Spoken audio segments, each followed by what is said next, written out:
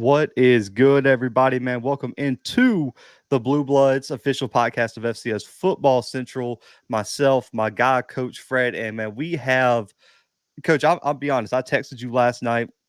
I think this is going to be the most exciting episode we've had in a minute. I got some really good over unders for this episode. Some really good debate topics. I think the chat's going to be buzzing about this one. I think there's going to be other videos made about this one. I'm excited. But Coach, man, how we feeling today? Saturday morning. I'm feeling good. It's time to talk some football. Oh man, it's getting closer, and you say one of the most exciting, and I say one of the most controversial.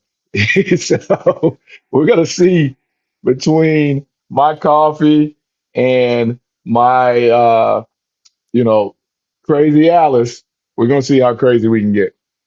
Hey man, I got my zero sugar monster over here, man. So I'm already hyped up. And I woke up early this morning, Coach. I've been getting some runs in the morning, so I've been feeling real good lately. Trying to Mm, lose a little bit of weight for the season, so I'm feeling mm, good this morning.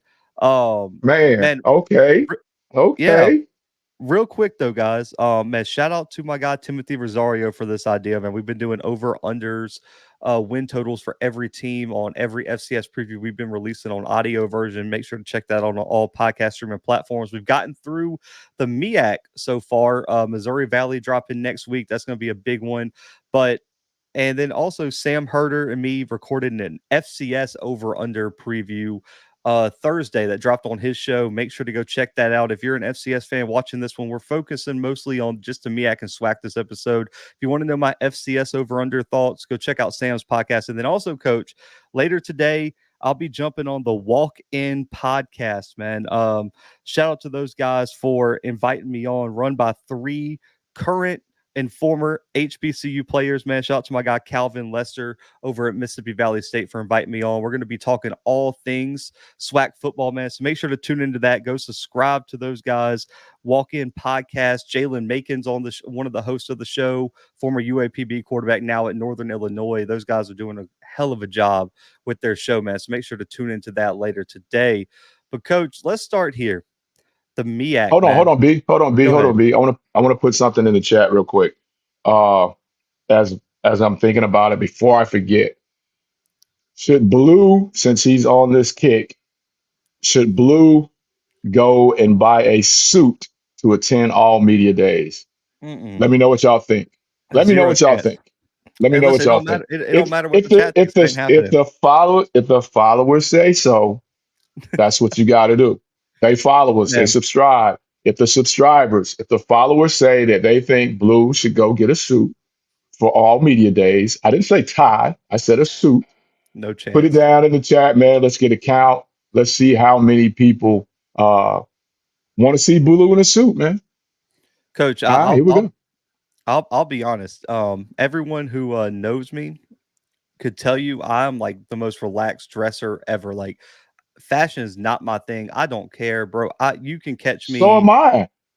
I said slides, I said no shorts, tie. sweatpants, no chance. Like if we didn't have to a collar shirt's probably the furthest I got here. The only time I think the last time I wore like a suit, probably the Mardi Gras ball I had to go to.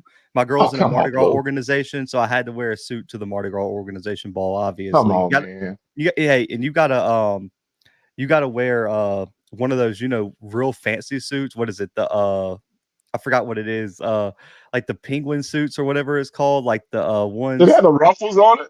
No, not the ruffles, but like the Uh, coat is like cut off like right about like your waist. It's like weird how it goes.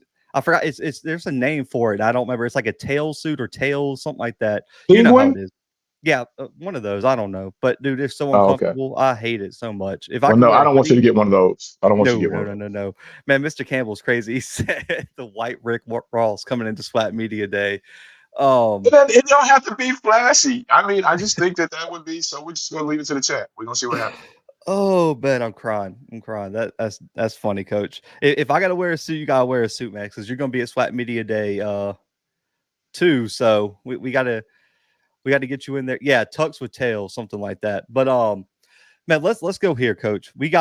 I'm just gonna preview it for you guys. We're gonna separate these by conference, but we got win totals across both conferences for over-unders. We got conference feats that include FBS wins, Coach. We got wins over the CAA for the MEAC, playoff teams for each conference, and we got individual players, the top players in the conference. We got some statistical feats for you, Coach. Over under certain statistics. I kind of base these off of career achievements, things like that. So you can't find these over unders on any site, man. I went through and did my research, and I really, really wanted some interesting debates here. But let's start with the MEAC win totals, Coach. And I'm going to bottom and work our way up, okay? I think you're going to enjoy this one. Let's go Delaware State. I set their over under win total at 1.5. I got their schedule here. We can walk through these schedules individually if you want. Yeah, just name them quick. We ain't got to spend time. Okay. We got to spend time. We got at Hawaii in week 0, at Sacred Heart, Wagner, Richmond, at Campbell, St. Francis for homecoming, at Robert Morris, at South Carolina State, at Howard. Jesus, that's a brutal start to conference play. Morgan State, at Norfolk, and Central. St. Francis who? High school or no. Like the team that just won the NEC like I know, a year I'm playing. ago. Yeah. I'm playing. Oh man. 1.5. 1.5. There's no such thing as a half in the betting game. Oh man. I'm going to take the under on that. I'm gonna ride out with the under. Yeah, I'm going under 2. I don't see 2 wins. I'm plugging this up, man. So that way maybe I might adjust this screen a little bit so we can pull up these schedules really, really fast, and that way people can see. But I'm pulling up my sidekick as well. So no, it's going to be on our screen. So, but I also think that it's probably under for me if I had to guess. I mean, I'm looking here just at their schedule. I think that's tough, bro. Now here's the 2 that I do think could switch, like could maybe get them over the top. You have at Sacred Heart, who lost a lot of talent. Like their top running back, Malik Grant, transferred to Rhode Island. They lost one of their top defensive linemen, Carson Primrose, to Rhode Island too. I mean, Rhode Island coach landed like 5 former Sacred Heart players. It was actually kind of insane. And then also St. Francis lost a good bit to the portal, but that's been a really, really solid NEC team. And then you got that Robert Morris question mark who is now who won that game last year? Robert Morris beat them last year, right? Yeah, because Delaware State actually did not win a Division I game last year, but they didn't play Robert Morris last year. They lost to you're thinking of Central Connecticut State. Central Connecticut State. Okay. Yeah. They lost to Central Connecticut State 51-44. Their only win last year, by the way, was against Virginia Lynchburg, who is not. I don't even know what division they're in. I'm gonna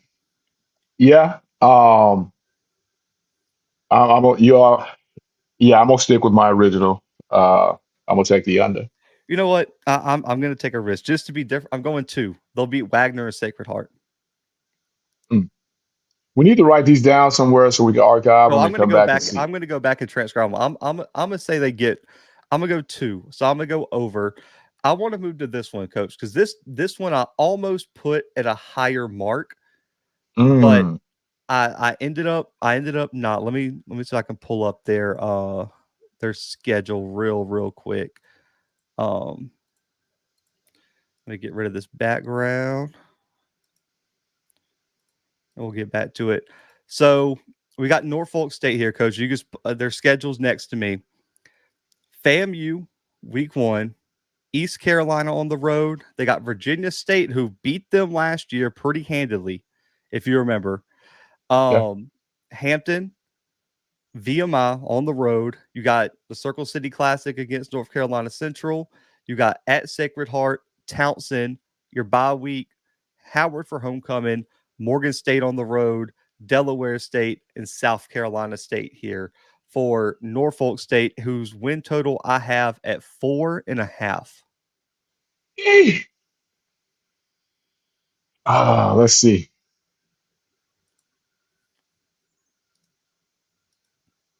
Oh man, that swing game for your total and my total is going to be that. It's going to be that Virginia State game again. 4.5. See, that's why when I'm doing these things, man, I either tease up or down. I get rid of that freaking half because that half can kill you. Well, I wanted to make it hard. That's why I made sure to really, really go all out for these. I know what he needs to do, but what's going to happen? I don't think those first two are going to happen. He definitely needs that third one.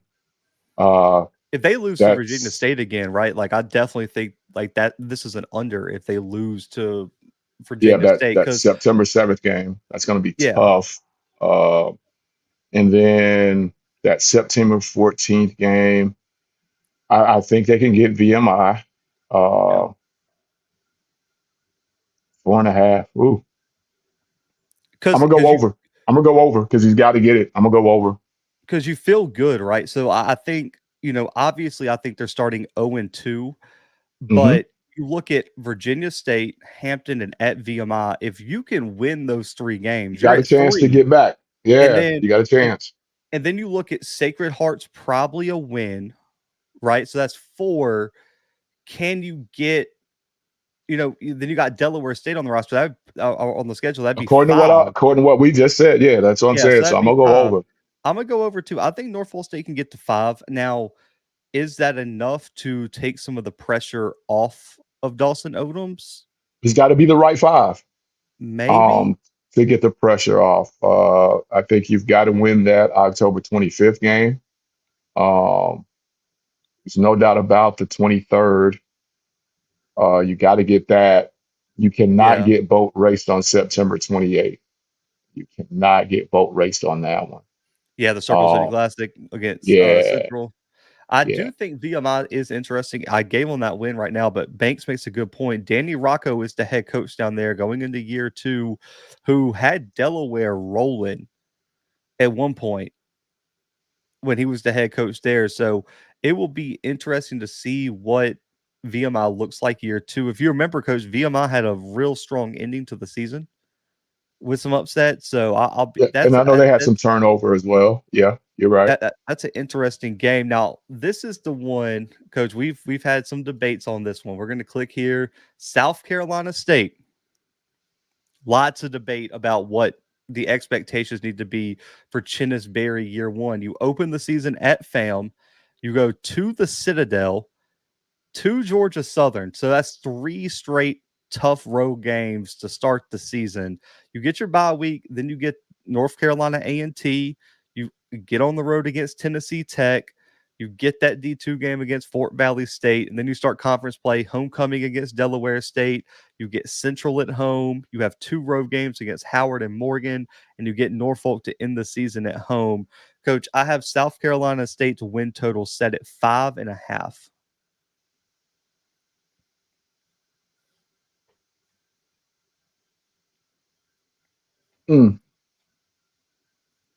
If he gets that first one, yeah, that's a different conversation. We might need to go to 7.5 if they upset FAM.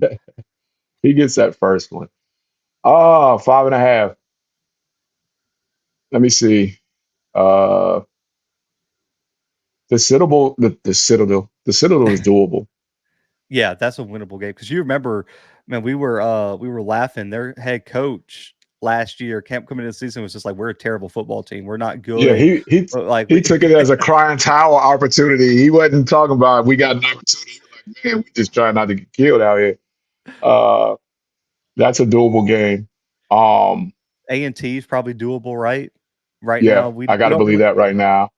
Especially at home. If that was on the road against the Aggies, I think A&T would have a better shot. I still think that's a 50-50 game, but right now with the uncertainty at quarterback at A&T, I count that one. I'm gonna go over. Okay. Are you putting them at 6 or 7? 6. 6. Yeah, I mean, I could see 6. that because right now, this is just way too early. Kind of breaking down the schedule. I like them against the Citadel right Hmm. now. I like them against A&T. I Hmm. I think the turning point game for me for South Carolina State is on the road at Tennessee Tech, who Hmm. they got a first year head coach in there as well, but they have a lot of returning talent as well. Just because you look at their defensive line, Daniel Rickert comes back, who's one of the best edge rushers in the nation. I'm very, very curious how they match up with Tennessee Tech because if they can get that win, coach, that's 3 wins before your bye week where you get a D2 game. You get 4 wins against Fort Valley State. You're at 5 against Delaware State, and then you Got to got find one more. if you can find one more in there, you're good. And you do get Norfolk at home. You get Central at home, where Central has not played well in Orangeburg the past few times. I'm with you. I think South Carolina State finds a way to get over 5.5. And I think I may have set their over under win total just one too low. I think 6.5 might have been a better conversation, but I do agree at that 5.5 mark. I think they get over that. Now, the defending champs, coach, and of course we get ads. The defending champs here at Rutgers, they get the newest FCS school in the nation, Mercyhurst, coming up from D2. You The get Lakers. Morehouse. Yeah, the Lakers. I like the mascot. If they become a good, that'd be dope to have a team with the Lakers mascot. Be good. But then you get Morehouse in New York City, or not in New York, but I mean that's in New York. I mean MetLife, It's right there. Hampton, Yeah. Hampton in the Truth and Service Classic. You get on the road against Princeton, a pretty good Ivy League team. Sacred Heart at home, Tennessee State for homecoming, at Norfolk State, Delaware State, South Carolina State, at Central, and at Morgan to end the season. 2 tough road games. Real quick, before I get your thoughts on their schedule, have you seen like the debacle on social media about those homecoming tickets for Howard? No. They're charging like $250.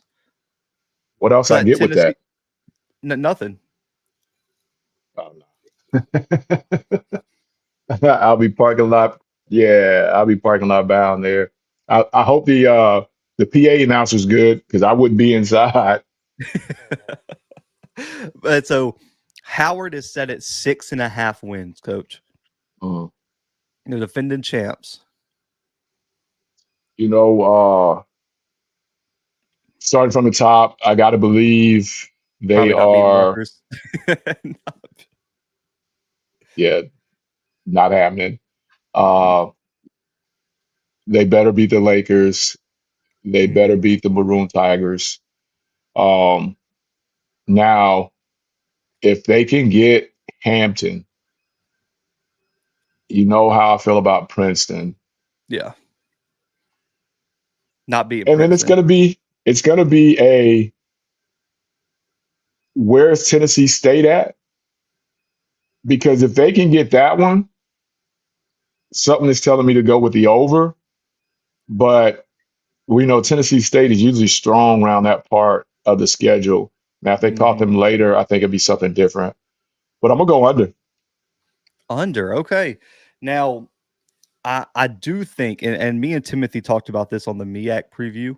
I don't remember what Timothy's over under was for Howard, thinking back. But I think that Tennessee State Howard game is kind of that's a swing game for both teams, in my opinion. Especially Tennessee State, who has a brutal conference schedule this year and is going to need that Howard win to kind of propel them into Big South OVC play. But just looking at the schedule, with you, I like them over Mercyhurst. I like them over Morehouse. I personally like them over Hampton with all the uncertainty that's going on around that program. No head coach right now. Um, I think they get Hampton this year. I like them against Sacred Heart, so that's 4. I don't think they're winning against Princeton on the road right now. Princeton is going to be a really, really good team next year. And I also, you coach, you know me. I really, really like Tennessee State. That's my team to the death of me. I don't know why.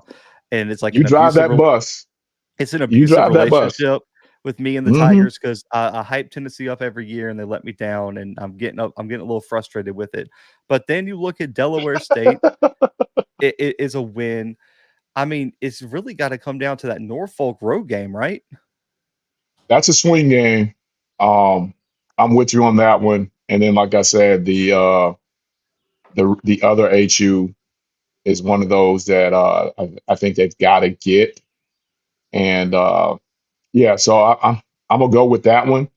So my thing, I got a question, and if you could, kind of Yeah, keep go up with it ahead. in the chat for me, because I was kind of I didn't believe the fact that they didn't have anybody in place now, but they've got to have who's running the ship.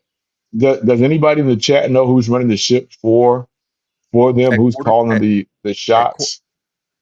like at quarterback? No, the top of the program. Who, Howard? Yeah. It isn't it No, Hampton. Oh, Hampton. Oh, they promoted the like one of the coordinators, if I'm not mistaken, to head coach this year. They got an intern for the year. That's what I'm saying. So are they going to take it into Yeah. the They this? they won't Okay, they won't hire somebody till after next season. They're gonna and it's tough. so you remember how Southern played under Rollins, what was it, 2 or 3 years ago? Mhm. That's what's gonna happen at Hampton. They're just gonna run with the intern for 1 year and then they'll hire someone at the next cycle. That's tough.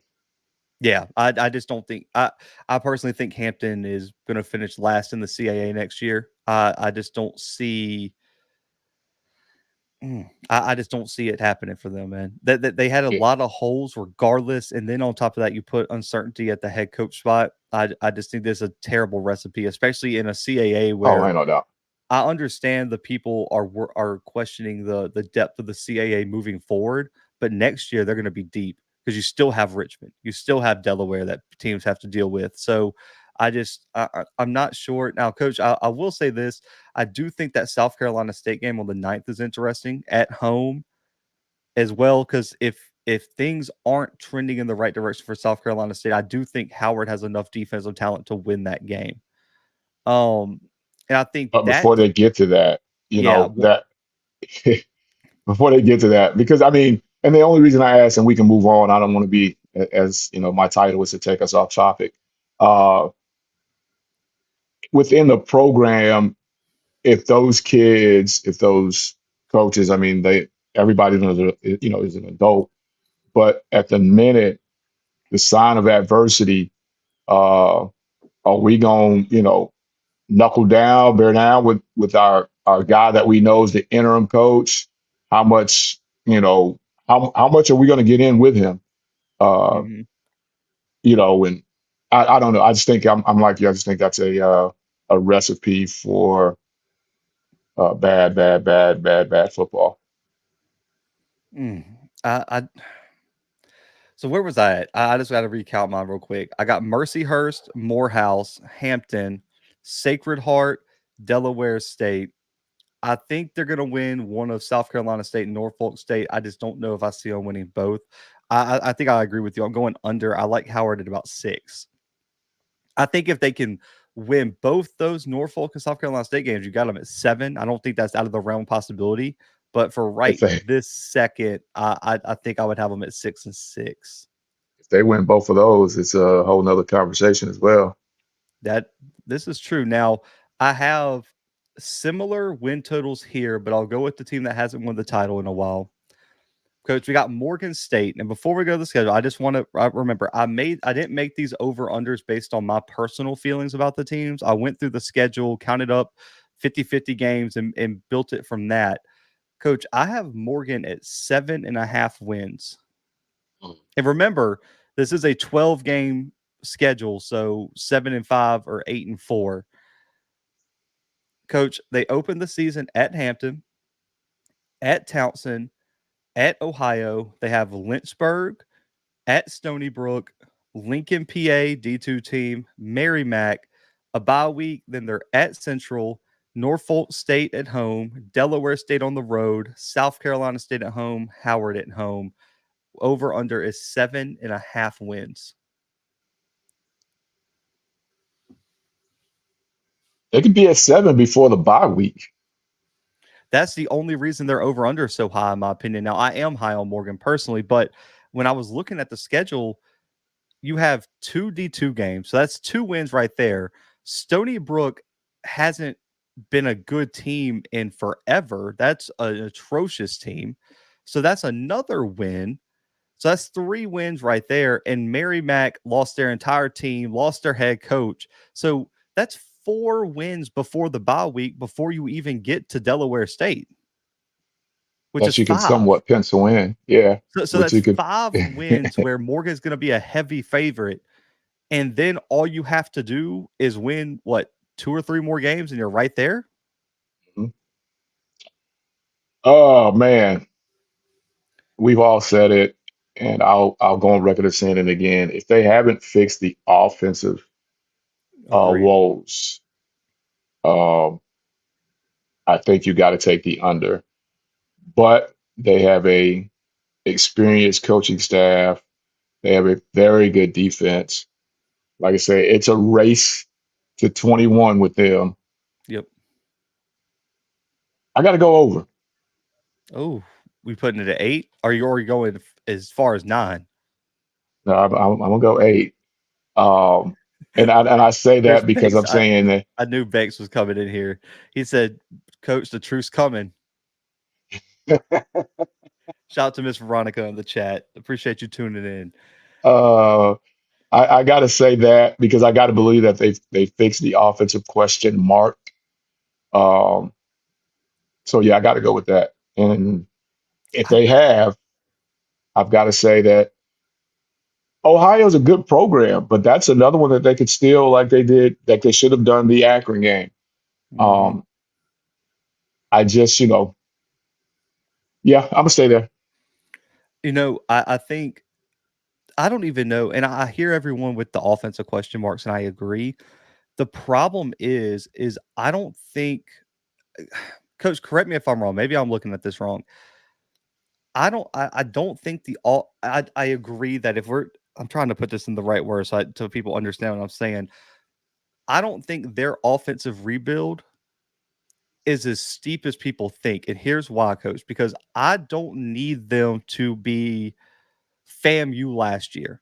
I don't need them to have Central's offense from 2022 or Jackson's offense from 2022 putting up you know 30 points a game or anything like that, or averaging 400 something yards a game. I just need Morgan, Coach. And I said this on the MEAC preview, Coach. I think they ranked outside the top 100 in total offense last year. If they're inside the top 60, they win the MEAC last year, and they probably have an FBS win. And they probably beat UAlbany in overtime, who was a semifinal team. If they just have a top 60 offense. Yeah, I agree. It's not and I think it's part of their philosophy as well.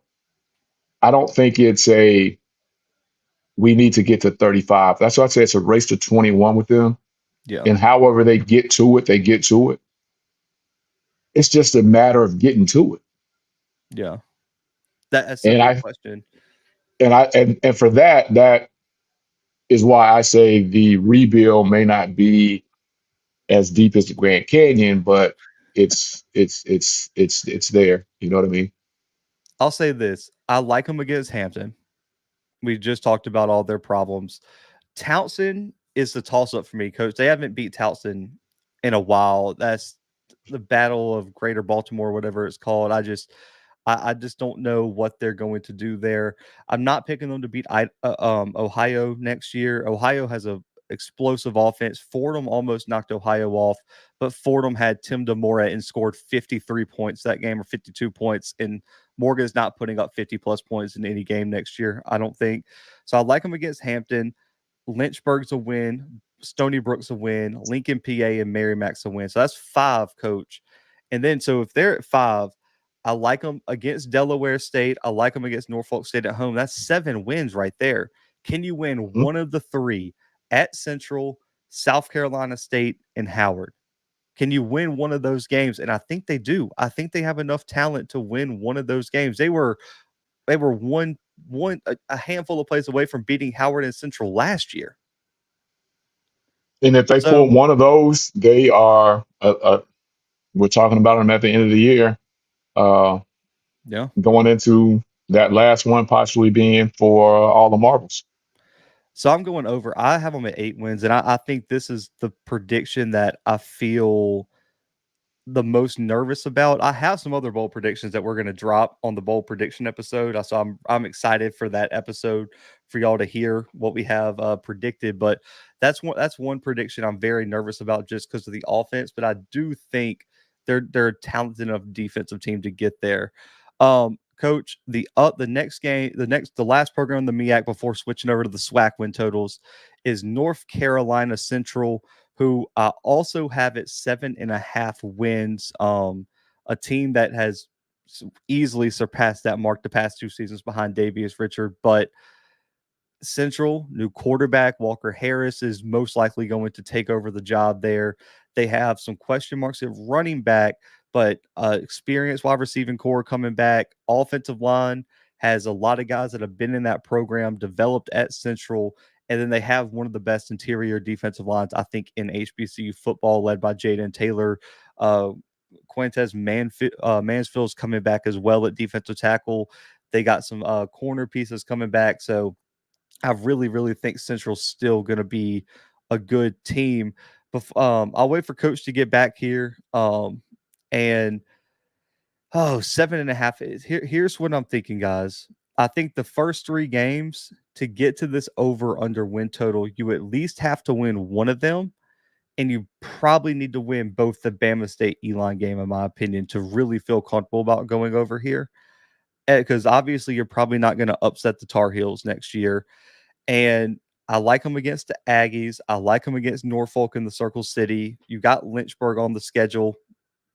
That's definitely a win for them. You still got Delaware State. So that's 4 right there.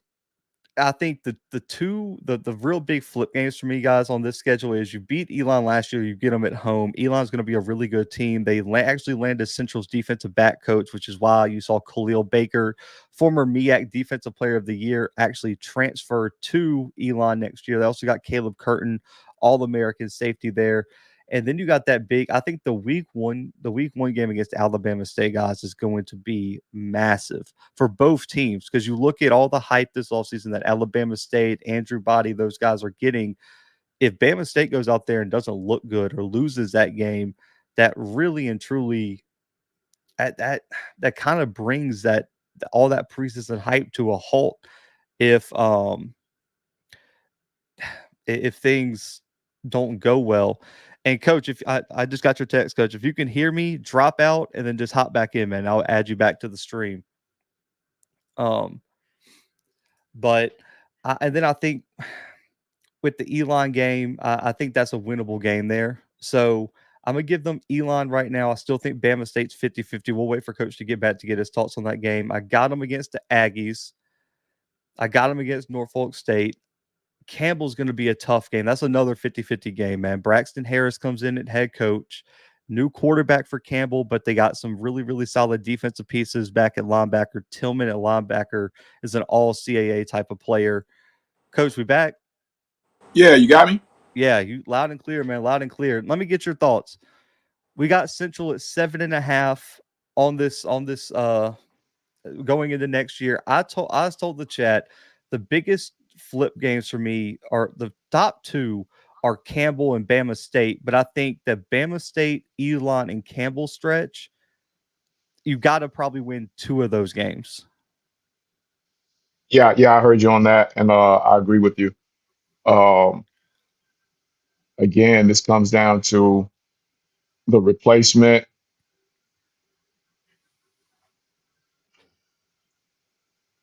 But they've done nothing to make me go that route. So I'm gonna go over. Go over. Okay, so you If got. they win September 1st, it could be really on and popping for real. Do you like them against Elon? I do. Strictly because, like what you said, they got that last year, so they're not going to be in, what kind of defensive mode. They're going to feel pretty good about that, and it's at the crib. I think the A&T game I think you can write that in with pencil. With Norfolk Pittsville. is going to be one. Yeah. And then whatever the new Campbell Mm, program looks like. But yeah, I'm gonna go with the over. okay. Right now, looking at this, I'll give them Delaware State. I'll give them Howard. South Carolina State's such a trap game, and that's a Thursday night in Orangeburg, Coach. That just Yeah. smells like a trap game. I'm gonna say this, okay. I don't think Morgan wins out in conference. Mhm. I actually, right now, because it's in Durham, it's at home. I lean Central over Morgan, and I think that South Carolina State game is going to be where Central slips up. Personally, coming off a big win over Morgan on a short week on the road, Mm. a Chinnisberry team motivated to get. Remember, they put up like 60 points on South Carolina State last year too, in just the most disrespectful manner of all time. Had to I check think the they scoreboard. Yeah, I think they slip up there, but that's 1, 2, 3, 4 against Lynchburg. Campbell's 50-50. You got Norfolk State. You got A&T. I think you win one of the two against Bama State and Elon. Yeah, I think I'm gonna lean over right now, Coach. I think I'm gonna go 8. I really want to go 7, but I'm gonna go 8 right now, and just give it to them. Gosh, and I do think that yeah, that's brutal, isn't it? I Yeah. listen, Timona makes a good point. That's kind of brutal, right? Morgan might win 7 games and possibly not win the MEAC. Rough as the Gulf, baby. Oh God. Okay, well, I clicked on this one. I meant to go to our guys over in the SWAC real quick. Coach, we'll start at the bottom here. Let me find. I think we all know who start kicking this one off here. Vista Print. Yeah, shout out to Vista. Man, they got some ads, don't they? Coach, we're switching over to the SWAC West win totals now. We're going to start with UAPB, Coach. And no disrespect, shout out to our guy Alonzo Hampton. 1.5 wins for the Golden Lions next year, Coach. Their schedule at Arkansas. Then they That get ain't happening. Arkansas. They get Arkansas Baptist, who I don't even know if they're D2. To be honest with you, Coach, they might They be used to D3 be. or yeah, They or used to be D2. you got That better Tennessee. be. Yeah, if you lose to Arkansas Baptist, man, we got to have the conversation about switching them out with Tuskegee. We got Tennessee State in the Southern Heritage. We got Central Arkansas at That ain't home. You happening. get the bye week. You open conference play at Alcorn in That Lorman. ain't happening. You get Prairie View at home, at Grambling, Ooh. Valley for homecoming, at Jackson, A&M, at Southern, Texas Southern. Coach, they take like if they would have just taken a road trip to FAMU, they would have had like the most difficult road schedule in the SWAC. They got to go to Lorman, Grambling, Jackson, and Southern next year in conference play. There's a stretch there between October 5 and October 9, 1-9. That is tough. God, that's brutal, man. I that really, really is just Two of tough. the toughest places to play in the conference, and you play them in a 3-week span. Ooh. Oh man. Oh, 1.5, eh? Mr. Campbell said, just get to the Valley at Texas Southern game to see if they get the over. Oh man. To be fair, Valley. He beat me to it because I was gonna say now that Well, October let's 20, that's a get back game, remember? Yeah, because they gave up what 42 to a Valley offense that averaged Un- 12 points a game last year. Unanswered. So that's a Ooh. get back game. Now we're saying the Arkansas Baptist Yeah, game. that's a win. We're gonna Arkansas write that in Baptist is a pencil. win. We're gonna write that in pencil. All right. I don't think they beat Now, Tennessee State. no. I don't. Central Arkansas is a blowout. Central Arkansas is a top Oh, 10 team in the country next year. UCA is really good. Yeah, I don't see They them beating take the Alcorn. L. Yeah, they definitely take the L on the 5th. Prairie Um, View is going to be better than them. I think. Grambling's going to be better. That's October. That homecoming game. Man, and it's a get back game. Can I say this? I'm just going to go ahead and so we don't spend too much time on UAPB, so we could talk about some of these other schools. I'm saying over. I'm gonna go over 2. I'm gonna say 2, and I think they either win the Valley or Texas Southern game. I don't think they win both, but they're gonna get one of those at home. In my personal opinion. Now, Coach, let's get to Texas Southern real quick. This is gonna seem low. I have Texas Southern at 3.5 wins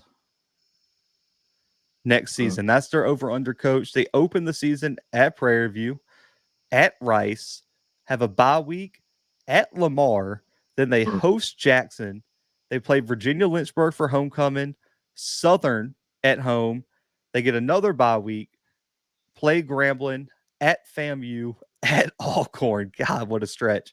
Bethune at home, and then UAPB to end the season on the road. We just talked about that. I don't even know why they put the SWAC Championship down there, but they did.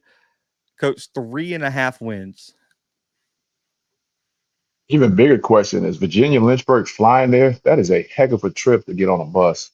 But, that's a whole nother question. They got to be getting a check for that game. I don't know how much Texas Southern forked out for that one, but that's probably a money game for Lynchburg. We ain't coming for no $40,000, $50,000. Let's start. I'm gonna start here. I think they're 0-3 to start the season. I don't know why this.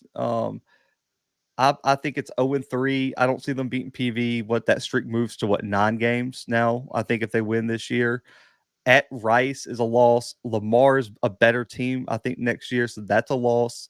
I don't see them beating Jackson. They'll beat Lynchburg, so that's a win. I don't see them beating Southern. I don't see them beating Grambling, FAM, Alcorn on the road. I don't see them beating Bethune, and I think they might get UAPB. So I'm gonna go under 3.5. I should have set it at 2.5. Man, they have a tendency to turn into the 68 Jets, man. So, well, okay. So let's be fair. I don't want to just crap all over Texas Southern. No. It's a tough schedule. Out of the conference games, where is their best chance for an upset? Excluding UAPB.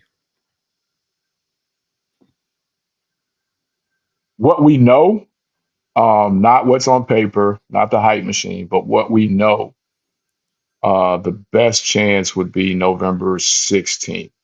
At Bethune? Or at home against Bethune? Yeah. What we know. Now we know what the hype machine tells us. We know what the paper tells us. But what we know, I would say that one.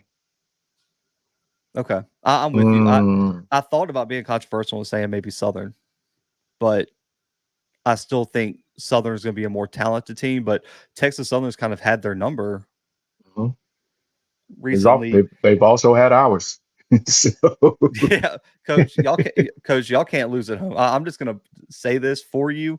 Y'all can't lose at home against Texas Southern on the night. No pressure. Yeah, zero chance that can happen. Now let's move here. I just mentioned.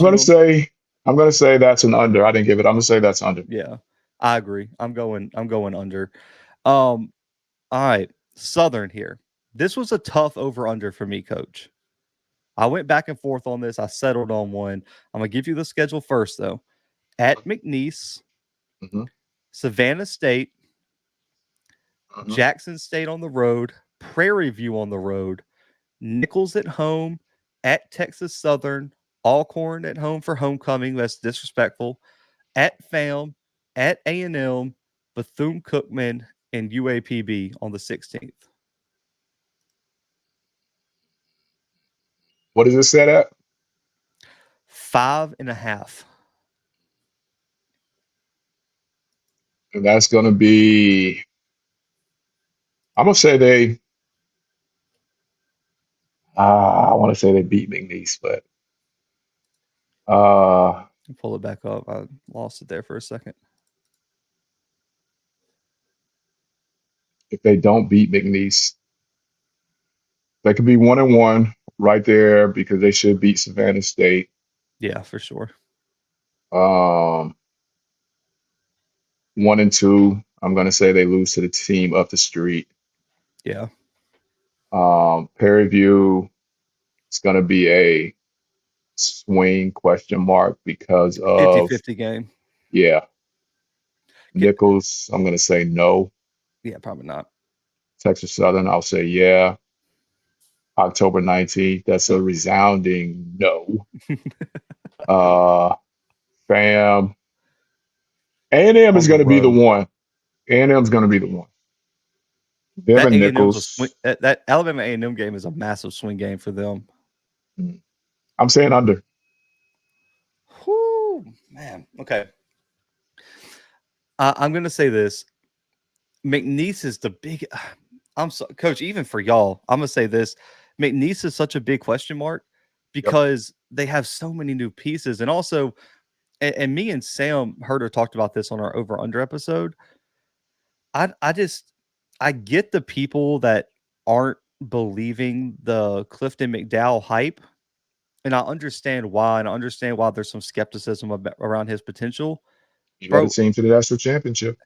I don't think people understand. Like, I don't care what he was surrounded by with Montana. People have to just go watch the Montana State film. Just go watch like the film of the last 3 weeks of the regular season. Now, we found out later, coach, he was hurt during the playoff run, which kind of explains what our critiques a little bit. I understand that kid's probably not an NFL quarterback, probably not all American level, but the kid's a gamer and just goes, he wins football games when he plays. Like, people for coach, he's lost one game as a starter in his Yeah. college career right now. And McNeese landed him, and they got an all-American linebacker coach who me and Sam were talking yesterday, and Micah Davey, whose dad's, with what, a famous baseball player, everything. That kid, coach, I, if I set the over-under for 175 total tackles for him next year, I would consider the over. So Mm. they got talent. So I still think that's a toss up. I will say this. I think they're going to get either McNeese or Nichols, and I would lean McNeese. I don't see them losing both of those games. Like, you've got to get one of them. It's just I'm torn, coach, because I think the home game's the better one to win, right? Because you're at home. But I do think Nichols is the significantly more talented team on paper compared to McNeese. I'd say that. And so that's why it's a tough comparison for them. So I think, so let's say 2 wins. They're going to get one of Nichols or McNeese. Savannah State. I think they beat Texas Southern on the road. I still think A&M's probably a 50-50 game. Coach, I know I was real critical over Alabama A&M. The more film I watch on that team, I do think I might have been underselling them a little bit on just the overall talent they have. I still think quarterback's the biggest question mark for Alabama A&M. Like, I know they like that kid Avion, but is he going to be can he be the guy in that Manor offense? I don't know. And they do have some defensive question marks, especially in the front seven that concern me. But I do think they got great wide receivers, a great tight end room. I think they're going to have weapons. So I still think it's 50-50. Let's just give it that to them. Bethune's such a trap game. Yep.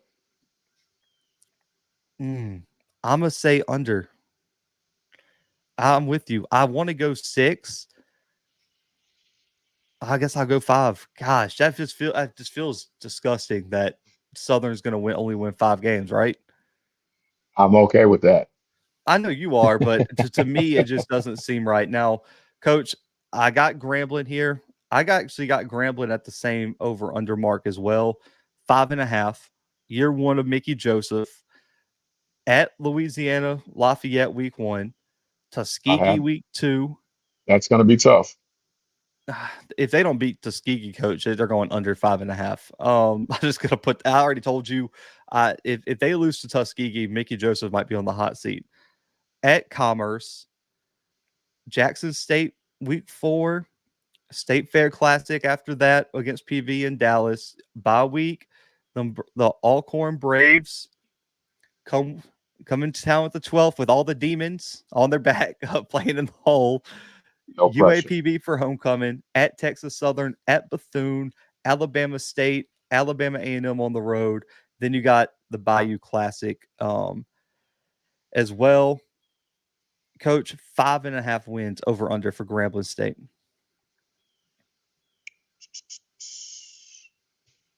Man, I'm saying under. So much uncertainty, so many unknowns. Um, I just think by the time they get themselves together, it's going to be at the end of the season. It's going to be a lot to make up, if that makes sense. So you're predicting the West just to be atrocious because that means Southern doesn't win 6 games, Grambling doesn't win 6 games, Texas Southern doesn't win 6 games, or Those are UAPB. those are the swing games to me because the Bayou is going to be a swing game just because of what it is. I think the Prairie View game is one of those swing games for everybody. Um, so it could go either way. But if we were talking predictions, of course I'd be us Prairie View just because when we're talking the West, the top two, and then I think everybody else just kind of knocks themselves off, so to speak, knocks each other off. Uh, Knock, knock. Hopefully, we're not in that. I'll say this. So I got Southern and Grambling both at 5.5. One of those two teams is winning a 6 game, in my opinion. Swing And game, no doubt. so I think Grambling gets there. I like them against Tuskegee. I like them against Commerce. Commerce was atrocious last year, man. Now listen, Epps at corner / that nickel spot is on point. But they just don't have. I just don't know if they have it all put together year 2 with that new staff. I don't like them against Jackson, even at home. I would lean Prairie View in the State Fair Classic this year. That'd be a good one. And I'm a detail why when we get to Prairie View, Coach. I watched some film on them, and I'm a little bit more optimistic about Prairie View's quarterback situation than I was. UAPB I like, Texas Southern. I will say that Bethune game is a big trap game on the road on the second. That's going to be a dangerous one. Also, too, and I don't know if I would give them this win. Let's not forget Alabama State coming to the hole is a really, really tough game. Body did not play well in his last time in the hole. I know he's going to be motivated to bounce back on that, but that's a one to watch. I like them against Southern, and I think they win one of the 2 road games against A&M or Cookman. So I'm going to put them at 6, Coach. I'm going to go over here. I think Southern or Grambling has to go over. Yeah, and I put an asterisk by both of those because I like I said, I think there's some swing games with in there, but just to be straight up, I mean, you got 30 plus new guys, new coordinator, not getting together till July. I just think by the time they gel, they could be too far down to get over that 5 mark. Yep, just my honest opinion. Yeah, so I'm going over for Grambling, over 5.5. I got them going to 6 wins. Prairie View, Coach.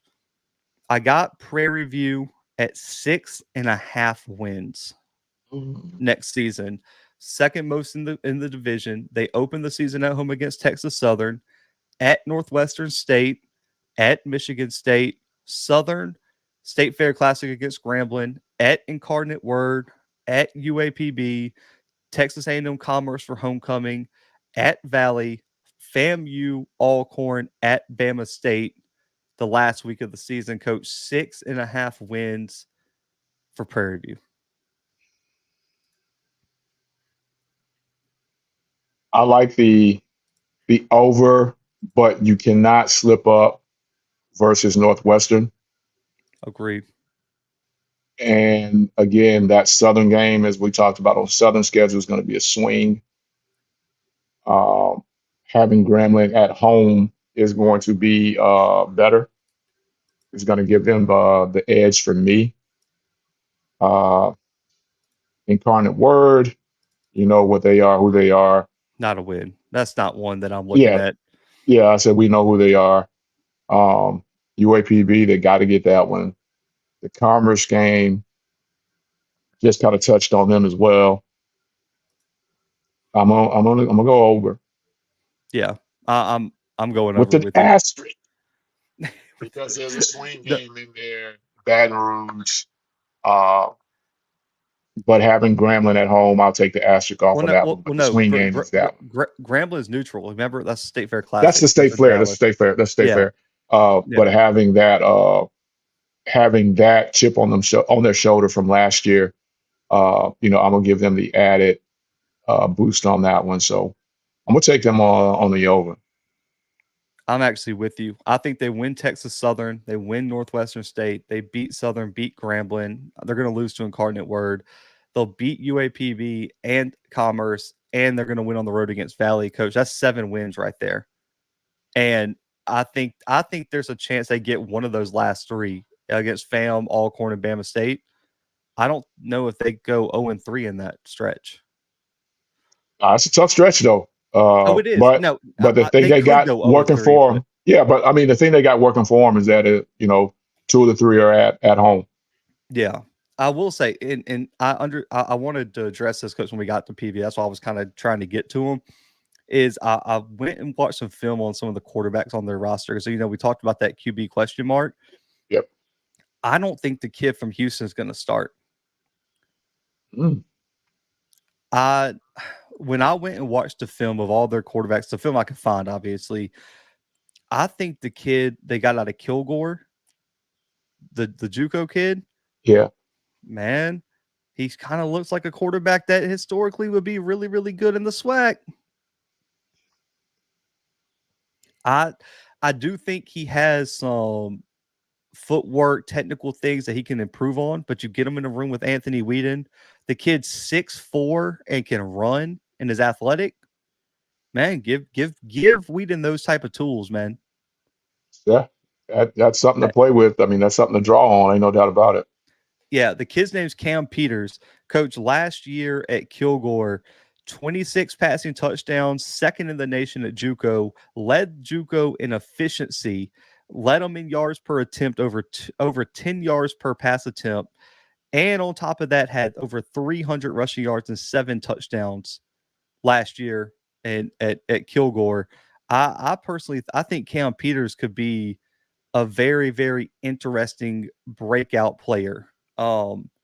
In my opinion, I really, really like that kid. And if I had to pick a quarterback right now that is going to start for PV and make them a contender for this division, is that kid. I think that kid is the most talented player in the quarterback room. I think the kid from Houston has the arm strength, coach. Like, he has a live arm, but I just don't know if he's there yet to lead the program to a SWAC championship, if that makes sense. Yeah, and it's one of those things of who gets adjusted the quickest, the fastest. And from what you're saying, and from what we know, the JUCO kids are, they tend to hit the ground running faster because, the situations are more compatible to what they came from than, the kid coming from Houston, from Oklahoma. It takes them a little bit to get over that initial shock of not having 87 coaches at their disposal and, that kind of thing. So, yeah, I can see that happening. I'm with you. Or 18 tablets and a Yeah. headset. Yeah, that's a whole other debate. Oh man, let's get to this one, man. This is outside of the Jackson fam ones, which I know the chat's ready for. Alcorn, we get to Alcorn, coach. I got you guys' win total set at 7.5. And obviously, I'll go through the schedule with the chat. I know you know the schedule. At UAB, at Vandy, Edward Waters, at McNeese, at Valley, UAPB for homecoming, at Grambling, at Southern. Jesus, y'all got some tough road games. Alabama State in the Port City Classic down in my hometown in Mobile, Texas Southern, at PV, and then Jackson to end the season. I got a feeling I know where you're going with this one. That's over. I figured. We're in the fight in all those. We're in the fight in all those. The old saying, I like us over everybody. But, we're in the fight in all those. We have a good mix of the 4 games that we have at home, or a pretty good 4 to have at home. Yeah. The Southern game is going to be tough. There'll be a gazillion people out there. We'll be ready for the October 12th matchup. Mm, Our kids don't shy away from uh, the road warrior mentality. We do pretty good with that. The first two, they are what they are, but we'll be in the fight. I like us. I like us at 8. okay. I mean, eight's really not bad. Now, listen, there's people in the chat saying you're going to lose to Valley. I don't know about that one. As I we say in the house, you won't bet nothing. he said let's go ahead and make that official. Yeah, I think obviously the first two games are probably losses. Good film games for some of the NFL prospects on the team. Um, Mr. Campbell said, "Let your tomahawk hang." He said, "Talk that talk." Oh man. Obviously Edward Waters is a win. I think McNeese is a win. Valley UAPB is a win. So that's 4. That's why the over under is so high. I think that stretch right there gets y'all to 4 easily. And then you still have Texas Southern, which is 5. And then, man, you got what, 2 or 3 wins elsewhere. I'll say this: I think the swing game for me, for you guys, coaches, you have to win one of those 2 road matchups in the middle of October. You can't go 0-2 against Grambling and Southern. That pretty much takes you out of the conference race. You can't hear me. Oh, drop out and drop back in. No. Can you Oh, hear there you me? go. Yeah, You can hear me, but I can't hear you. yeah. Hang on. I'll shoot you a text. But I all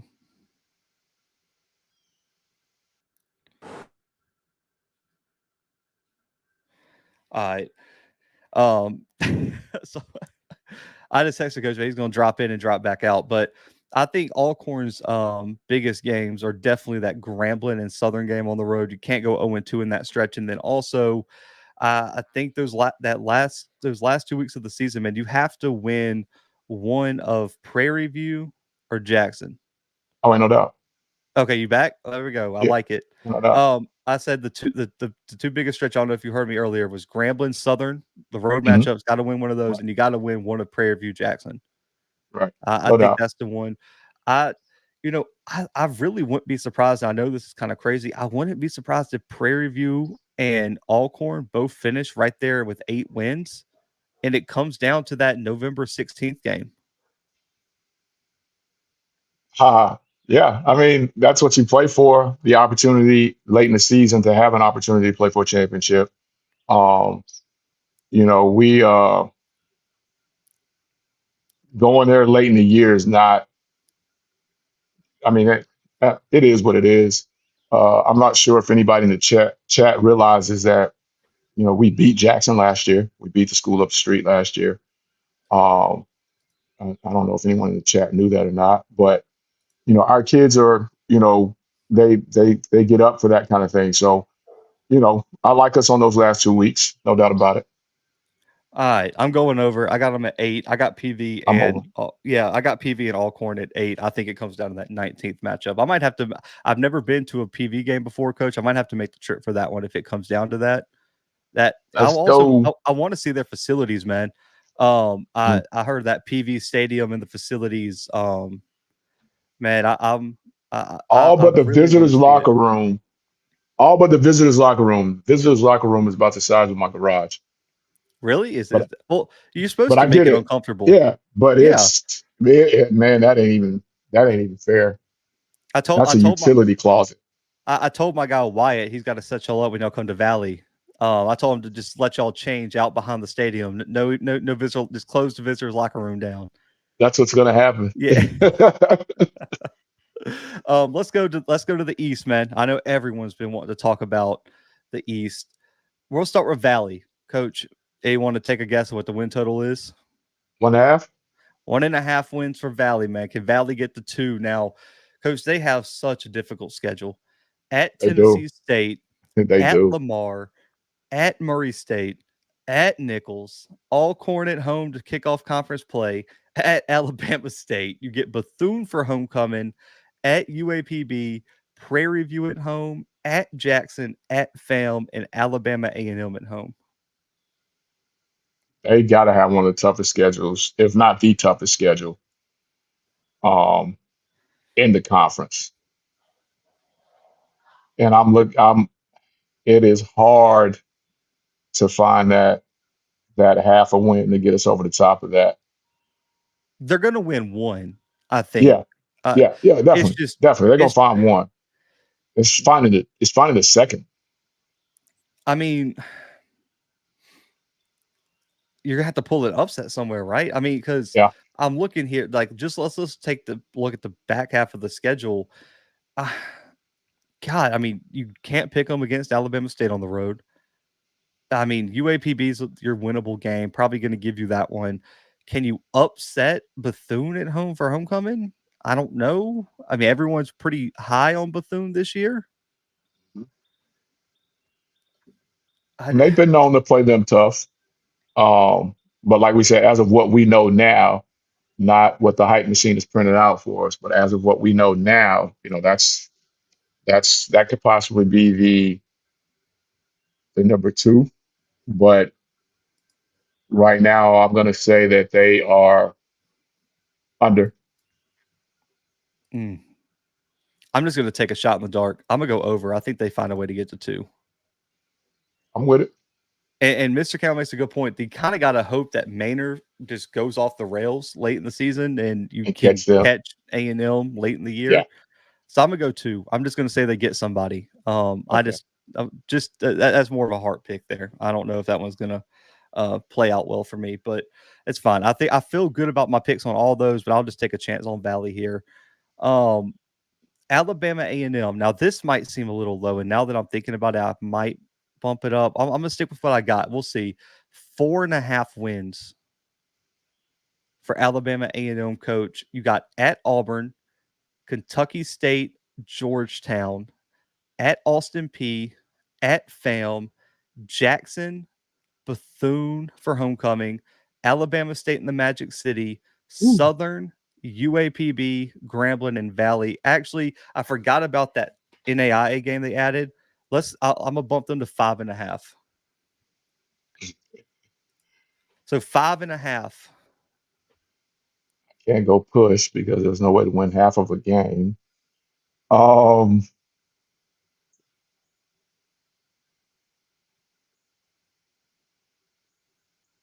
I know what he needs to do, but does the schedule allow for that? It's 1, 2 that I see, possibly 3,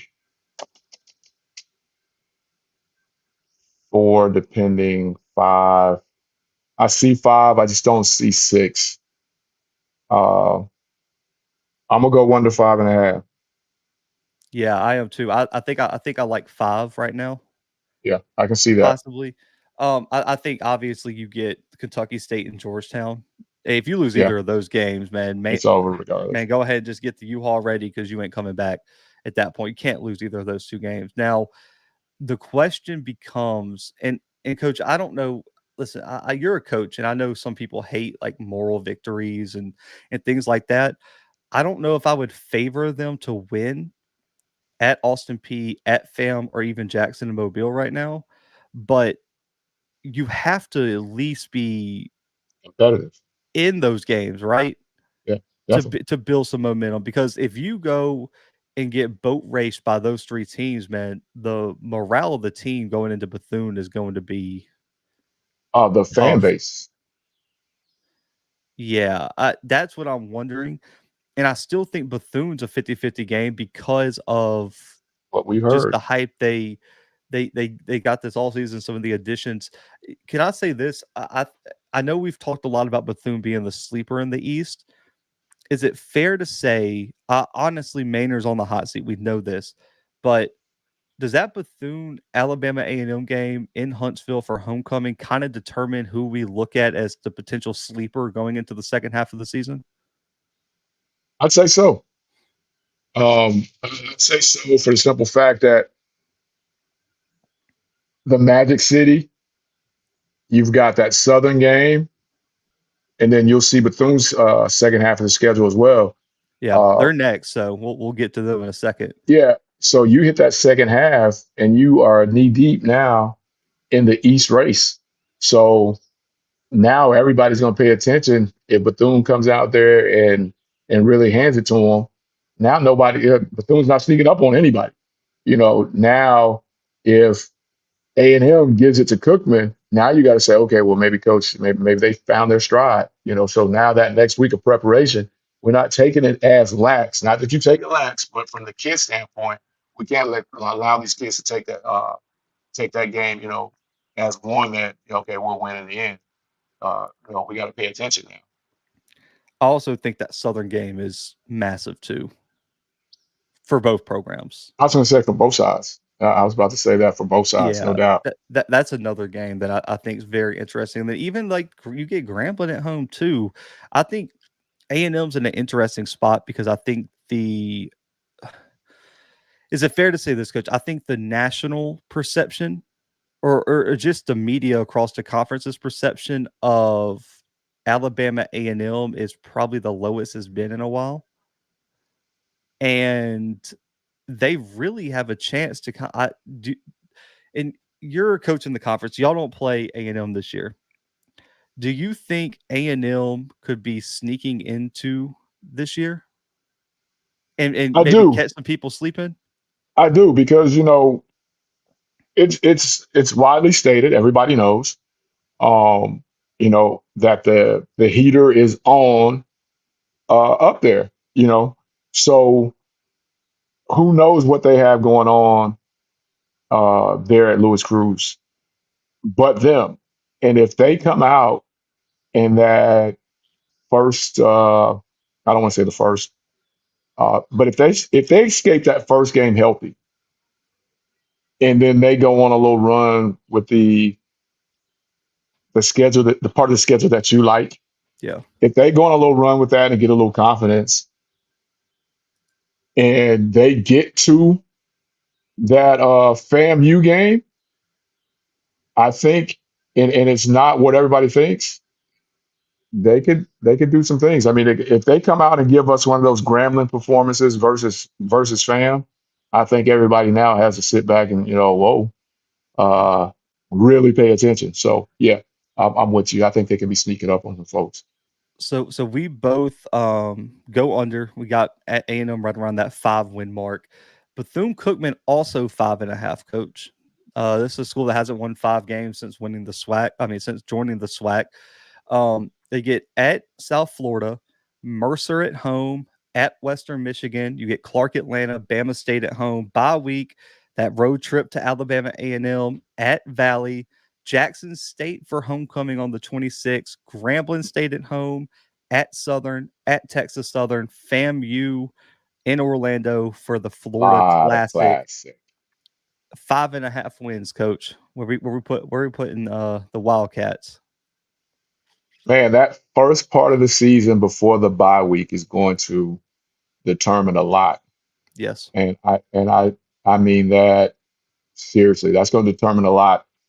If they can escape that first half somewhat healthy, because we know what happened last year. They were decimated by the injuries to one particular position that really hurt them. So if they can escape that first half, and we know what the hype machine is, yep, and get anywhere near the hype machine, they have a chance to go. And we talked about that October 12th game. To me, that's a swing that could propel them to an over. So you got an over. If they can pull that October 12th game off, I have them, and I can have them being an over. Yeah, I can have them at 6. Okay. Mercer's doable from what they've told us they have in house. Mercer's doable. Clark Atlanta better be doable.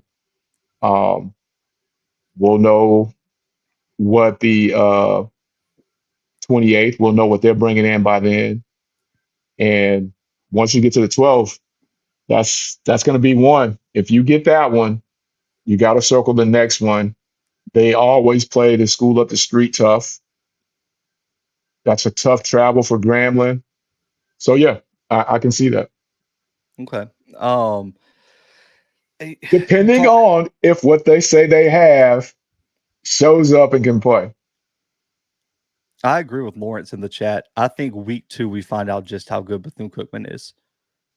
If they compete with Mercer, even if they don't win the game, coach, like if they really compete with Mercer, who's probably going to be a top 5-4 team in the SoCon next year, I think the over is doable even with a loss, man, because I think they're going to get some conference games. But if they go into Mercer, don't look good, coach, they get beat up over those first 3 games with 2 FBS blowouts. The whole it's Bethune's year to be a sleeper. Comes crashing down. Yeah, you pull the e-brake real quick on the hype train. I think you have to win at least 2 of your first 5, right? Right. So you're going to beat Clark Atlanta, probably not pulling the upset in either FBS game. You have to win one of Mercer, Alabama State at home. Yes. If you go 0-2 in that stretch, I don't think you get over the 5.5 because I don't think you win 5 of your last 6 games. And the morale changes. Yeah, I don't think you get there because those 2 road games with Valley and A&M are interesting. It's always weird to go into Itabena, especially in late October. Maybe not so much now with the turf. Maybe not so much now, but I also think that Jackson homecoming game is so big for this program. Just the morale, because going into the season, I feel like, coach, as much hype as Alabama State's gotten, I've kind of just been listening, around the media space. It feels like Jackson's a team that's trending right now in terms of preseason projections. And listen, I'm going to blame myself because they're kind of trending for me too. Like they got the highest win total of over unders right now, in my opinion. But that's still a homecoming game in Daytona. Because you know how it is. We've talked about how hard of a road trip it is. But I'm gonna give them Clark Atlanta. I'm gonna give them Valley. I think they're gonna get Grambling at home. I can see them even getting Southern on the road. I think they get Texas Southern. Oh, I'm shockingly gonna go under, coach. I think they get to 5. I'm not there yet. Right now, I'm not willing to go out on a limb and say they're going to beat Mercer and Alabama State. And so, therefore, I Don't make don't it see tough. them. I mean, coach, do you see 5 wins in their last 6 No. or 7 games? No, if they And don't get one of those 2. I'll be interested. I think the Florida Classic this year probably is going to be interesting, right? Maybe more interesting than years past, but I'll be interested to see what that looks like. But I'm gonna go 5. I just can't get that 6 win, coach. I'm with you. And again, that's one of those ones where you kind of, you put that asterisk on the 28th and September 7th. Let's go here. The hype machine has been rolling for this team, coach. Alabama State, they got Central, Orange Blossom Classic week 1, Miles at home, at Sanford, bye week at Bethune, FAM for homecoming. You get Valley at home, a bye week before the Magic City Classic in Birmingham against A&M. You get Alcorn in the Port City the next week in Mobile, at Grambling in the Hole, Jackson at home, PV at home. Ended off with the Turkey Day Classic against Tuskegee as always. Coach, over under win total is set at 8.5. I'm saying under. Ooh, remember it's a 12-game schedule too. So you got them 8-4, or are you going 7 wins? That September 7th game is very big. And here's why. Because if they don't get that, tell me where do you find 8 that you can pretty much circle, What are you talking about, losing to Miles? which they did. Bro, if they lose to Miles, I'm setting the over under win total at 4.5. Because if Which they they lose to did. Miles next year with the team they have, they're losing to Central, they're losing to Sanford, they're losing to Bethune, they're losing to FAM, they're losing to Jackson, they're probably losing to PV. But here's why I say that game. Because again, when we talk about the e-brake, and Yeah. just, flow with me, if you step off into Hard Rock Stadium with all that you've put out there, in Central boat races you. Oh yeah, that's a wrap. I mean, if you go and step out at Hard Rock Stadium and you lose a heartbreaker after all you've put out there, it's September 1 is a must-win game. Either way you lose that game, whether it be by 50 or a last-second kick, how you get off the mat for that September 7th game, which Miles has already showed you they're not scared of you. They know they can win in Montgomery. You talk about pull the e-brake, man. I mean, what are you looking at record-wise if you lose that Miles game? Because, like, let's just say you're right. Let's say they lose to Central, they lose to Miles. You're probably not picking them to go on the road and beating Sanford after losing to Miles, right? No. You get a bye week. If they're 0-3 with a loss to Miles, how many people in the chat are confident that they're going to go on the road and beat Bethune-Cookman? That's all depending upon what Cookman does. You know what I mean? And then you got FAM Right. coming in for homecoming. And then you got Valley, which is I'll give them Valley at home. I would hope that. But I just listen, I'm not a D2 guy, so I can't really speak to how good Miles is going to be next year. But Me either. But I just know they went in there and won last year. I can't see, Coach, if they lose that game, man. And like Mr. Campbell said, if a Miles loss, just the wheels fall off. Like the train doesn't just stop; the train's broken down. It's just I can't see that one. I'll say this: the reason I said it so high is because you got the 2D2 games, and I'm giving them that. So that's already 2 wins right there. And I think the biggest thing that helps Bama State, regardless of how people feel about the roster, is you get most of your biggest games at home, right? Especially in the East when you look at Jackson having to come to Montgomery and you get FAM coming into Montgomery. That's 2 massive games that you don't have because Coach, you feel completely different about those games if you're going to Bragg and you're going to Jackson. But and true enough, it's still a home game for them. But they get 2 programs that travel really well. Oh, those games are going to be sold out for sure. And it's not it's Coach, I was at the Bama State Jackson game. What was it? Was it 2022? When they played there? Man, I have the Hey You game. yeah, that one. But I'm telling you, before kickoff, I remember standing because you guys played there last year. I was standing in the end zone with the hill underneath the scoreboard, and I was just standing there looking at the crowd, and the kickoff was on the way. They were lining up for the kickoff, and both fan bases are chanting, bands going. Coach, that environment at Bama State, that Bama State Jackson game, and there's probably people in the chat who were there, that rivaled any Power 5 game in the country that week. It was I electric. watched it. I remember watching electric. You could feel it in your bones in that game. It was like, okay, this is the game you wanted to be at this weekend. And it was hot as hell too. If you weren't in the shade, it was hot that game. But man, that environment was insane. The Who Ain't SWAC game returns to its original place. And our guy Jared Hoffman covers a lot of HBCU football. He says a D2 guy, it's very possible they lose to Miles again. Miles defending champs of their deal. And like I said, they went in there and won before, so they aren't in the least bit intimidated by going in there and playing. Yeah. So 8.5. I maybe should have set it at 7.5. I might have went a little too high, but right, I still think Central's a 50-50. I'm giving them Miles. Sanford's a 50-50 because Coach Sanford has to replace hires. You know, we don't really know what they got coming back. I think Sanford's offense is going to present a unique challenge for Alabama State because, Coach, I know everyone is, talking about the offense for Alabama State, how it's going to be improved, new OC, Andrew Body coming in, but they do have Rico Dozier, but that secondary has some question marks. Defensive line has some question marks.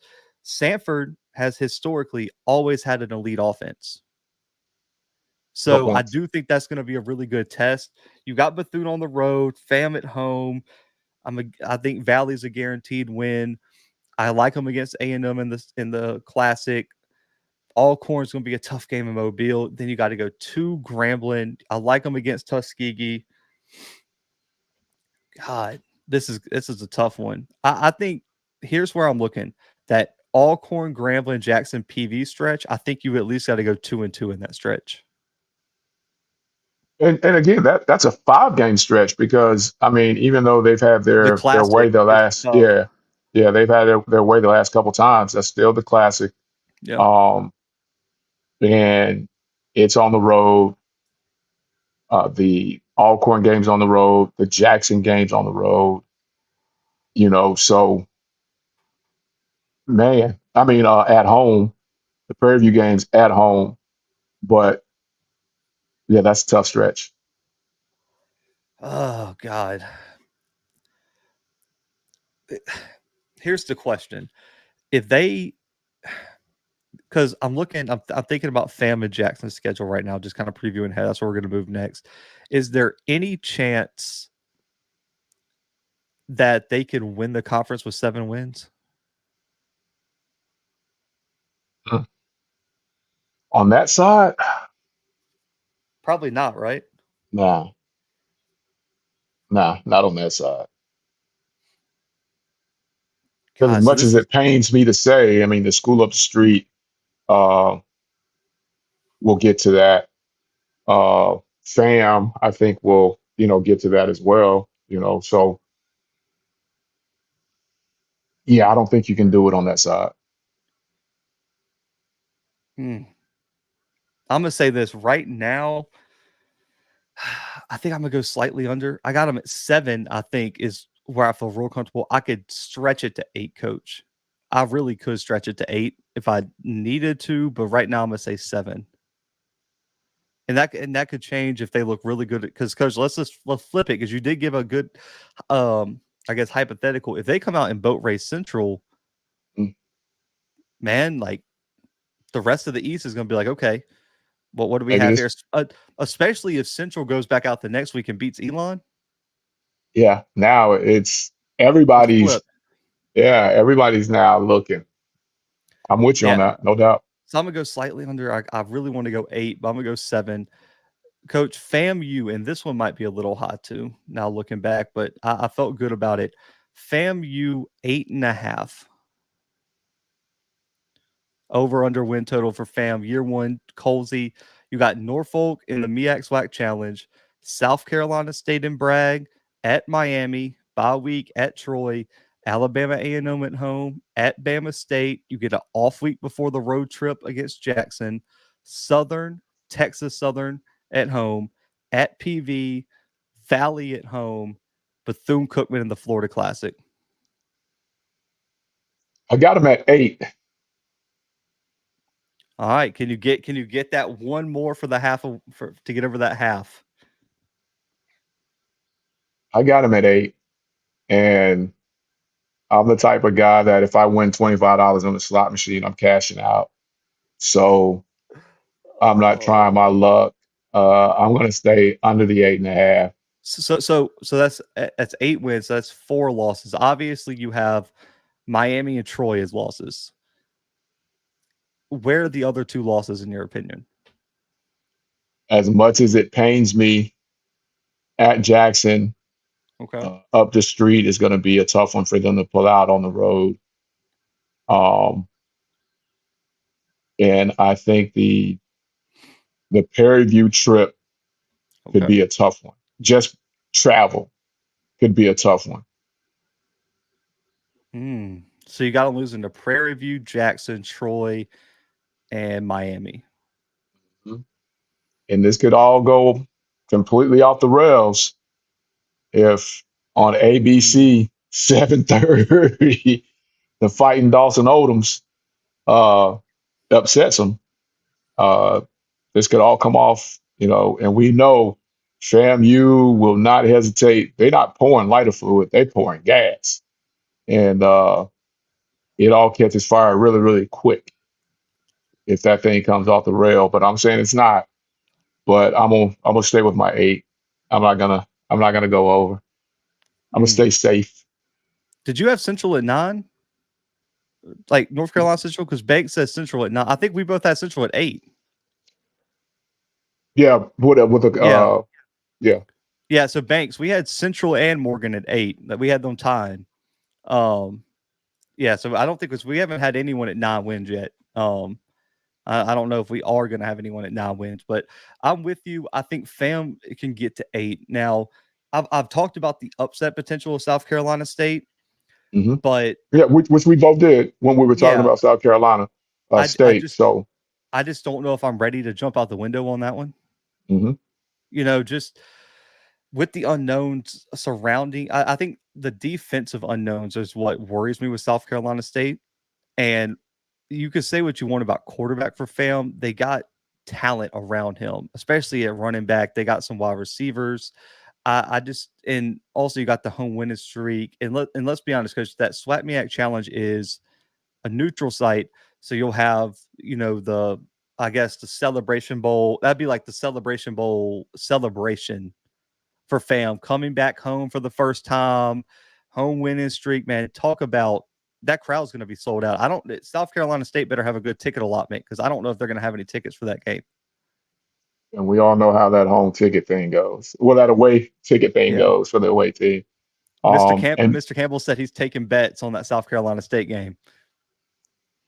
in what way though, Mr. Campbell? What are you doing? What are you saying? Mr. Campbell is I know he's is famming a you down. rattler. I know. Yeah, I Yeah. know he's famming you down. I'm saying, is he giving points? He's going straight up. What are he doing? Oh no, Mr. Because all these people saying they're going to get upset. He said he's taking all comers. Write it down, baby. Now, I will say, obviously, the Miami and Troy games are losses. I don't see. I hate them playing Miami every year. I do. I really do. Yeah, I can't see that happen. I did see some people say that could be an interesting game because Miami has to play Florida week 1. That's not going to be an interesting game. Not with Cam Ward and not the returning talent that Miami has. That's not going to be a competitive game. I think it'll be more competitive against Troy with a new head coach up there than it will be against Miami. I like them at home against A&M. At Bama State game, we just talked about, it's kind of a toss-up. I don't think, Coach, right now, I don't think – I'm with you. I don't think they beat Jackson on the road right now. I don't think it's going to be a blowout, but I would lean Jackson because, Coach, Jackson has way less question marks, in my opinion, roster-wise than FAM does next year. And FAM could be super talented. I don't think FAM's going to be a bad team. I just don't think I'm giving them that Jackson game next year. No. I like them against Southern, Texas Southern, and I agree. I think that Prairie View game is kind of the swing. That's a swing game because I do think Prairie View is going to be better than people think. We talked about them earlier. That's going to be a swing because I like them against Valley. I don't think Bethune's ready to knock them off in the Florida Classic. Who knows by the time we get to November, but right now in July. Yeah. I'm with you. I think I'm a stick. You went 8, right? Mm-hmm. I'm gonna go 9. I'll do it. I don't want to copy you with everything. I'm gonna go 9. I think FAM goes 9-3 next year. That's where I'm gonna put it. Now, Coach, when I say this over under, I don't want you to fall out of your seat. Okay. I made this strictly on the schedule. So I don't want the chat to freak out if you're not from Jackson. I don't want Coach to have a heart attack on stream. I don't want my SWAC Media Day credentials revoked. I don't want my pass to Lorman revoked. Coach, Jackson's over-under is set at 9.5.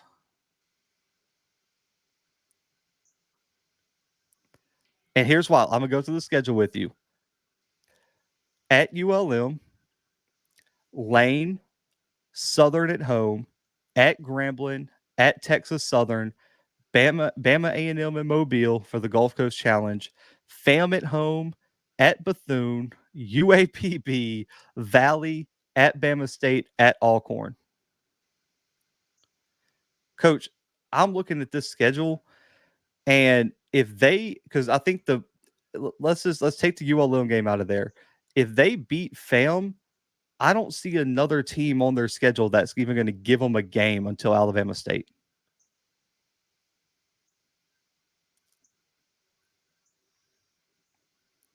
I just think Cookman plays them tough every time.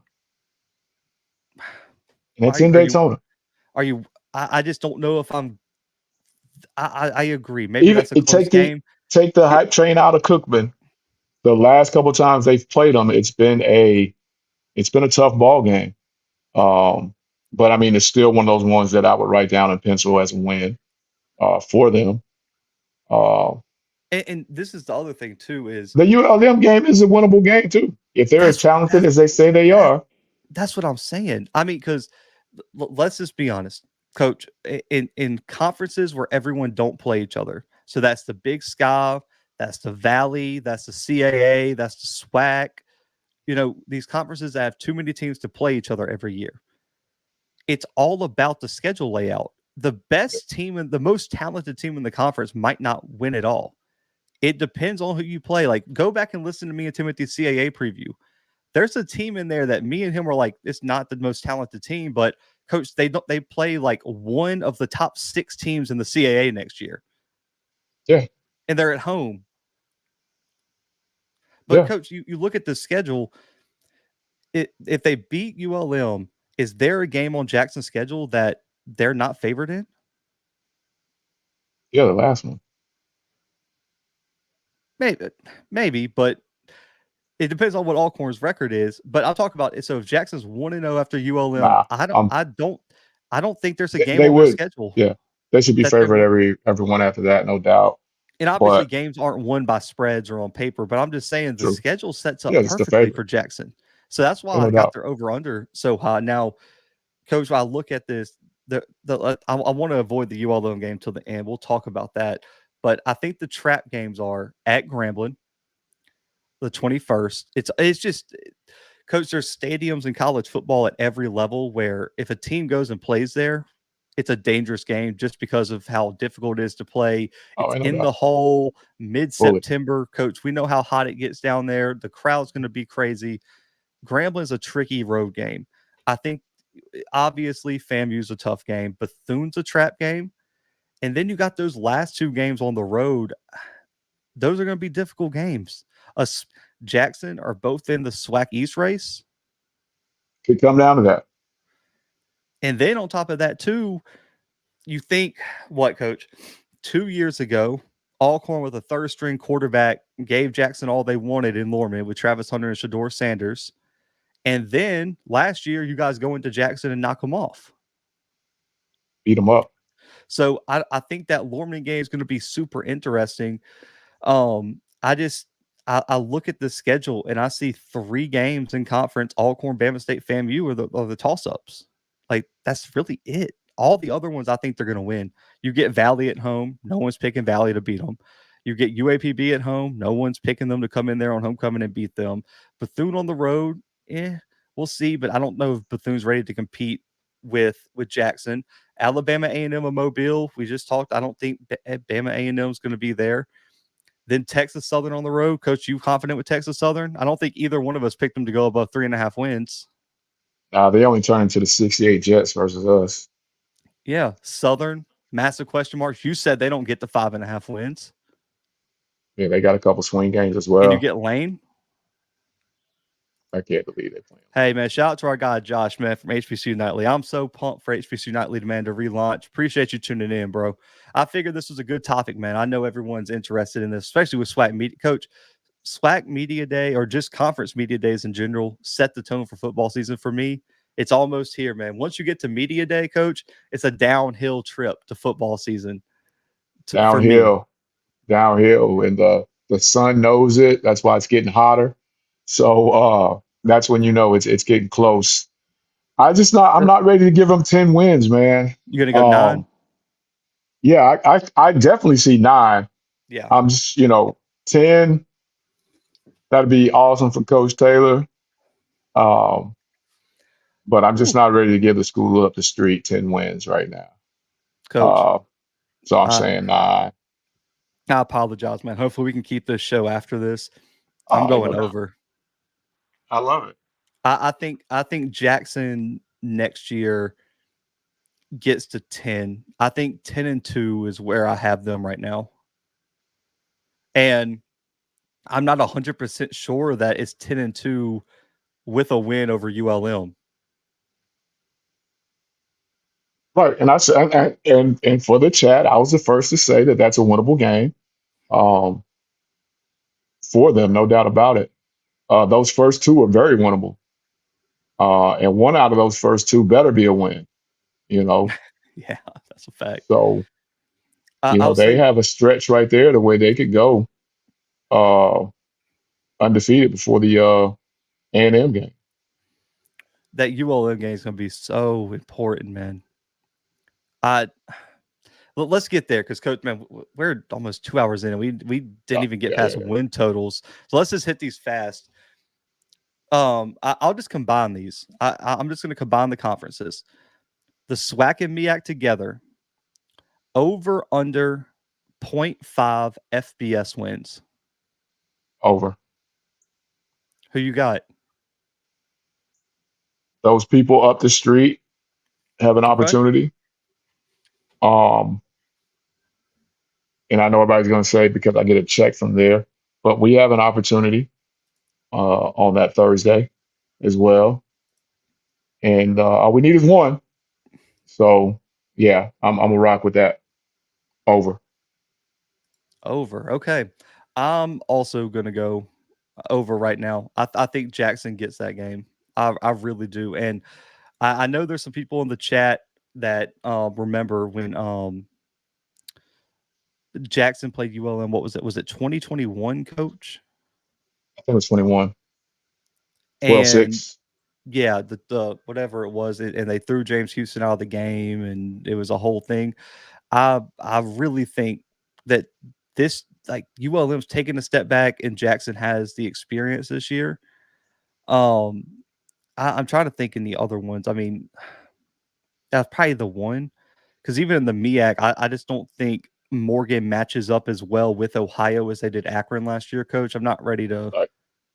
go with that one, but I'm gonna go over, man. The SWAC gets its first FBS win since like 1985, Yeah, and and we don't know what Troy has, and yeah, now Troy FAMU is Fam gonna be an has a interesting question one. mark. Yeah. So I could see that one as I'm thinking about what we just went through schedule wise. Um, Hmm. I think we can find a half one somewhere. Now this is a good one, and I don't have the list of games in front of me. I can try to find them real quick. Um, we have MEAC wins over the CAA set at 6.5. There's 12 total MEAC versus CAA games this year. Just to highlight a few, you have you got Morgan State Hampton, Howard Hampton, Morgan State Townsend. You have Elon at Central. You have Hampton at Norfolk. You have, let's see, just going through here and pulling out some. Richmond at Delaware State. That's a loss. That's not going to count as one of them. A&T at Central. You have A&T at South Carolina State. You have Howard versus Hampton. I think I said that one. Delaware State at Campbell. Central at Campbell. Morgan State at Stony Brook.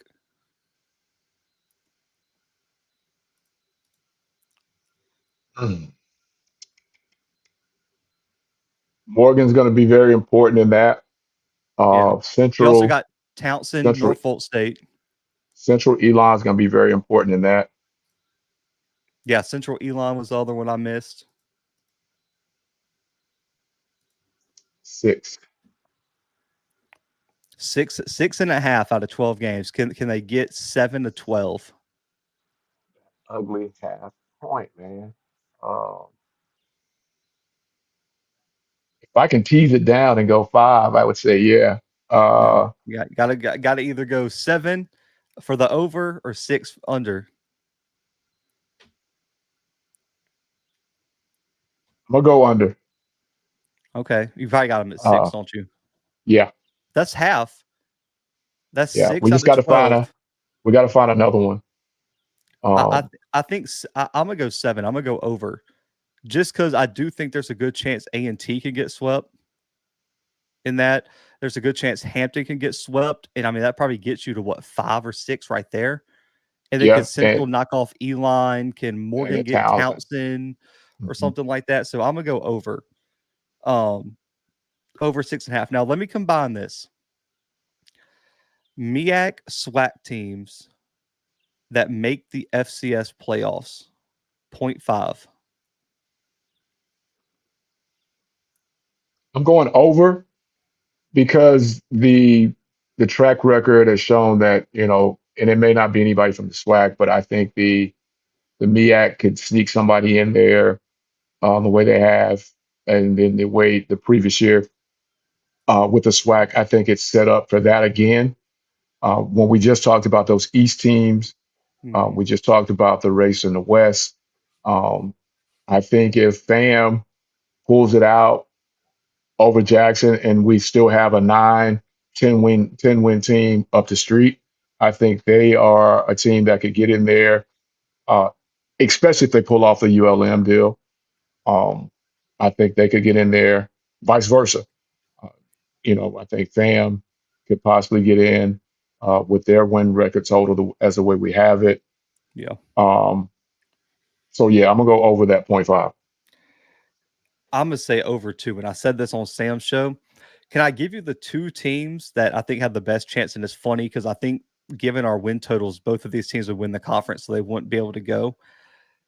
Central out of the MEAC, I think, has the best chance to go, and here's why: because they don't play 2 D2 games this year, like Morgan does.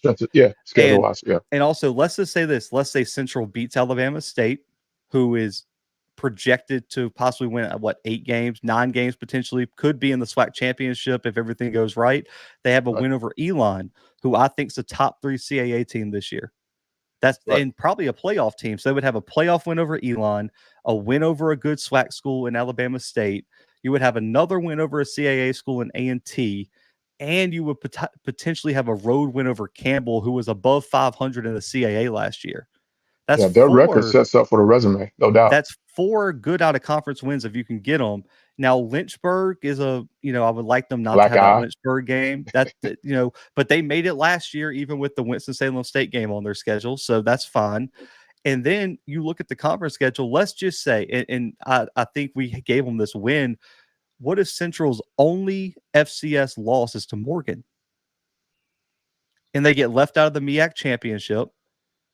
If Central's sitting there with those out of conference wins and they're at 9, possibly 10 wins, Central's in. In my opinion, I think Central could get in with 8 wins potentially, depending on where the losses came. Josh said we tried not to play Lynchburg, but someone in Virginia didn't answer the phone, so that's fair. That's fair. I figured that's what happened. And more call names, Josh. Call names. Yeah. And to be fair, Morgan also, coach, was not supposed to play Lynchburg this year. They had a home set up with a CAA team, and I'm blanking on who it was, but they canceled last minute. And so the only way, he said Hampton in all caps. He said Hampton didn't want the Central smoke. I could see that. But Coach Morgan got pulled out on in like the pause. They had a game canceled in the last minute. And so they had to schedule Lynchburg. But with Morgan, you got Hampton, Townsend. If they can be competitive against Ohio, that'd be a huge one. Right. I just don't know if they're out of conference as strong as Central's was last year. And that's what worries me a little bit about Morgan's resume. And Morgan's got to average more than 12 points a game. That also facts.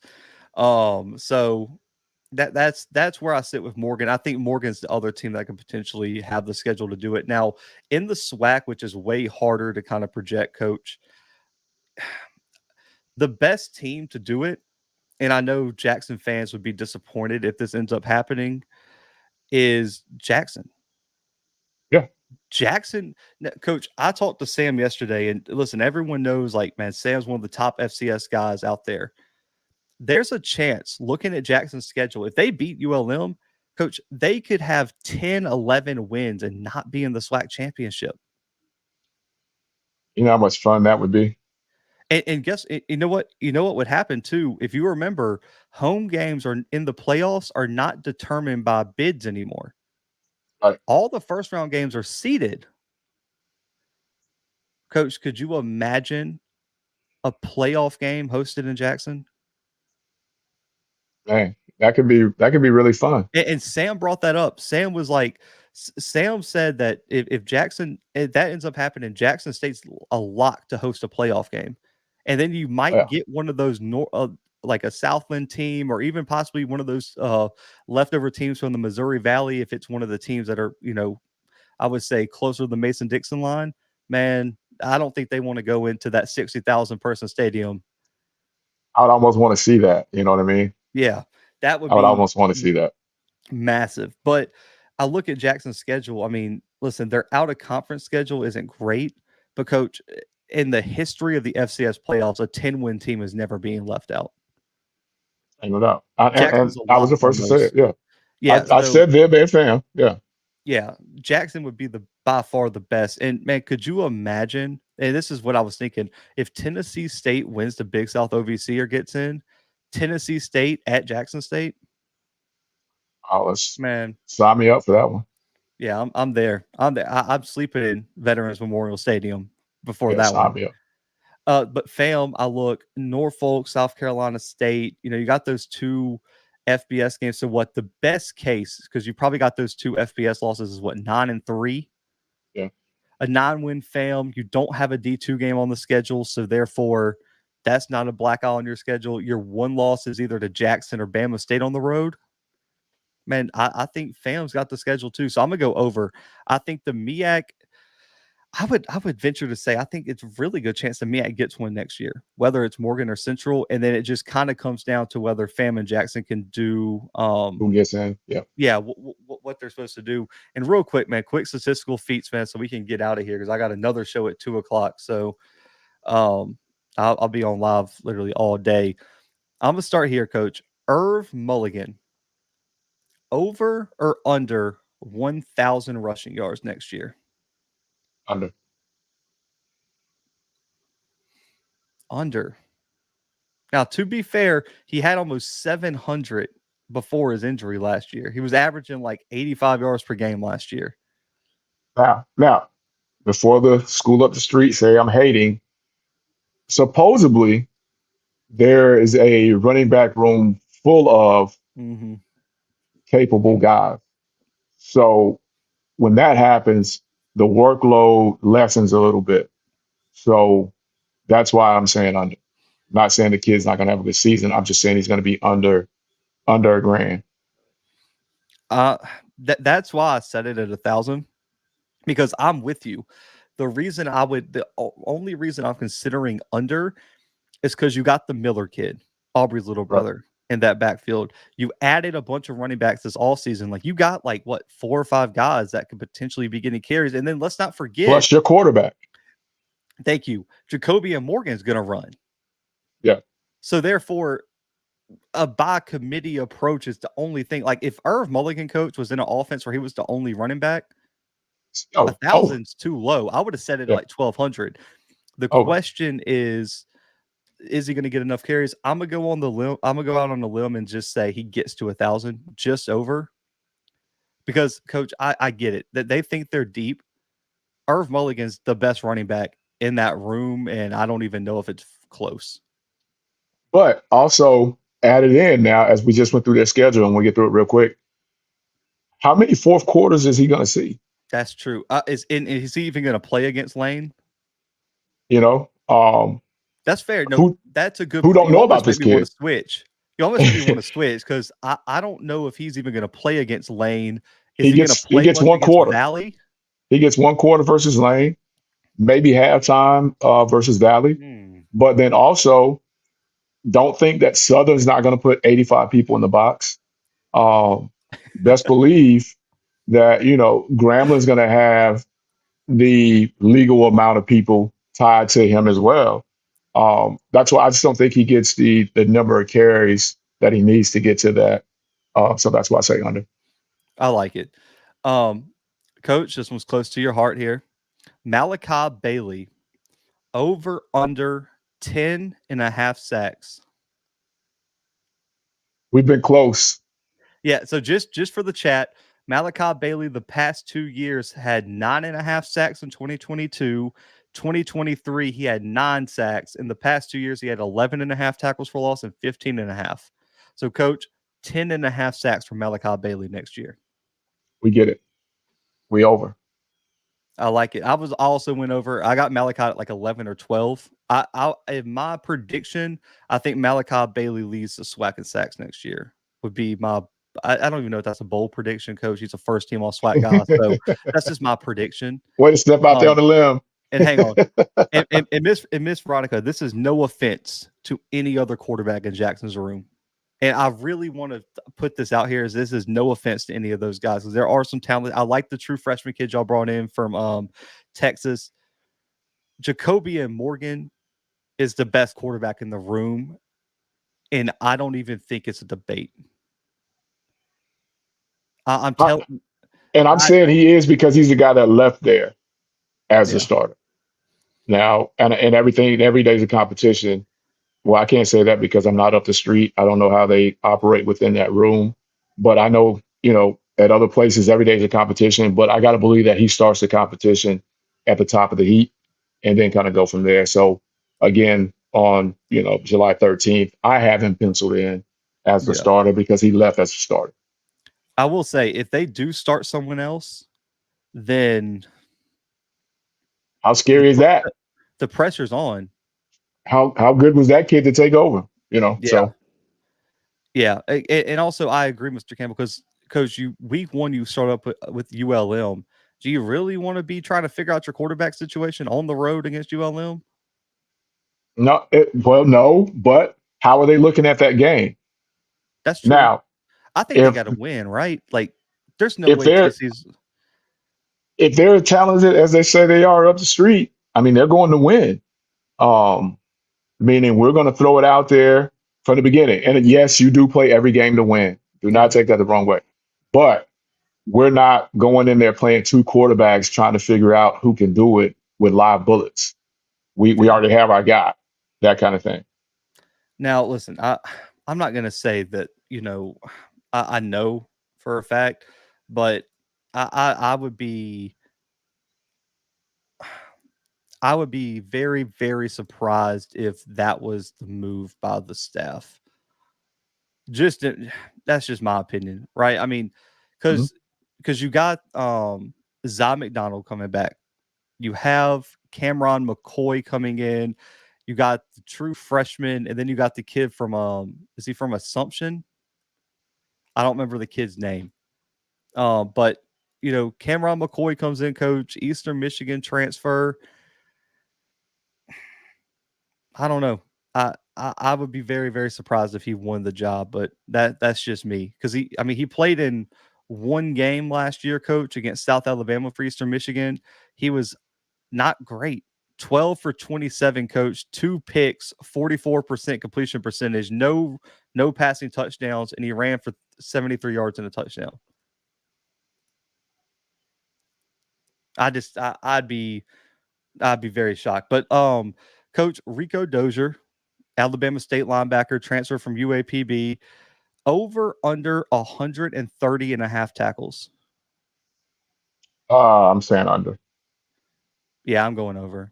I think he's going to be the guy linebacker. Bubba putting up that in his sleep. At UAPB last year, Coach, in only 11 games, he put up 128 tackles and 6.5 for loss. Yeah, but if they're as complete as they say they are up front, not going to be a lot of eating for him. I don't think they're that. I think he's still going to get filtered, all the tackles. Now, let me go here. Andrew Body, over under 2,500 passing yards next year.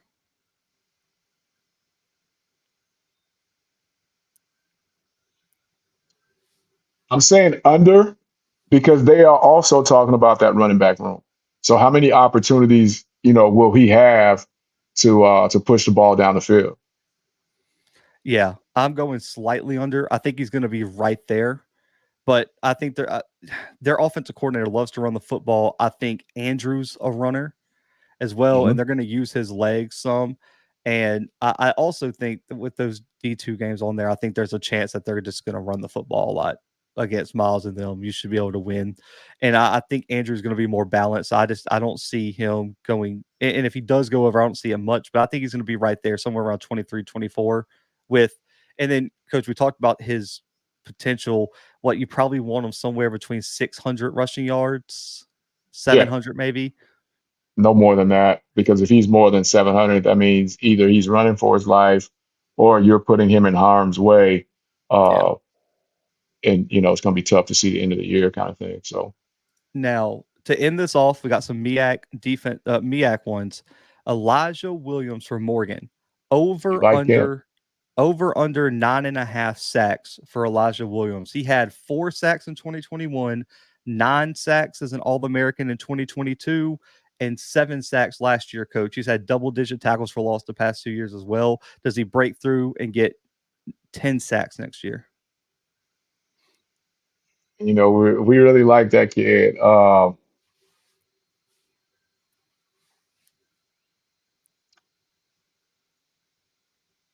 say yeah. I say yeah. I do too. I think that kid's first team All-American, in my opinion. That's the guy. Now, this is going to be a difficult one, Coach. I'll give you the breakdown. Let me pull this up. Howard, Eden James, and Jared Hunter, both running backs for them. Do they combine for over 1,400 rushing yards next year? Last year, they ran for over 1,200 yards combined. Can they make that jump and rush for 1,400 yards with the departure of Ian Wheeler, who left with 380 last year? I'm saying under, uh, uh, because we don't know what they have up front. They're replacing some people up front. Okay. So I'm gonna say under that. Okay. I'm going over. I think there's a chance that both of those guys make a run at 800 yards apiece. I think we could have even increased that. And I may have went over just because, Coach. I agree. I like your point with the offensive line. You've always made me change my answer a few times with your perspective, and I like that. I think the uncertainty at quarterback is going to make them run the football. Definitely on it. Yeah. Yeah. And they're going to get a lot of carries. And I do think they can make some people miss in space, which kind of increases their potential for me. Coach Walker Harris, North Carolina Central quarterback. And now I feel bad because we went under on Andrew, and this is probably way, way too high. 2,800 passing yards for Walker Harris next year. Under. Where you got him at? I mean, I think again, he I don't they put a lot of pressure on the young man, um, saying how good he is, how talented he is. But you're talking about almost 3,000 yards, and I just don't see Coach Oliver's offense being the run and shoot. Um, the Houston Cougars of old. He gets to 2,000, but I just don't know if it's much past that because again, that's a young guy, and I think Coach Leone and the offensive staff they'll figure out as they go. But I think in the beginning they will lean on the run game, Yeah. To usher him in to make sure he gets comfortable. Because if you start him out 4 or 5 wide and some stuff goes awry and we get pick city going on, it's going to be tough for that young man. So I think they'll do a good job of slowing it down for him, let him turn around, hand it off to some folks, and then from there, he'll be able to do his thing. But I just think it's going to be under the 2.8 that you said. Okay, so let me, because Mr. Campbell's right. 2.8 might have been a lot. I just figured he's a more passing quarterback, so maybe we could have increased it. But what would you say about 2,500 where we had with Andrew? Because he's not a dual threat guy. Right. But I'm gonna stick to under. I just think that they will scheme it early to ease him in because he's a young guy. There's a lot on his shoulders, and he comes out in those first 2 games, and you look up, and he has 4 touchdowns and 8 picks. What happens then? So I think they usher him in, give him some safe stuff, and kind of go from there. So I'm saying under that as well. All right, last player. We got one more team. Eric Phoenix, South Carolina State quarterback, over under 2,000 passing yards.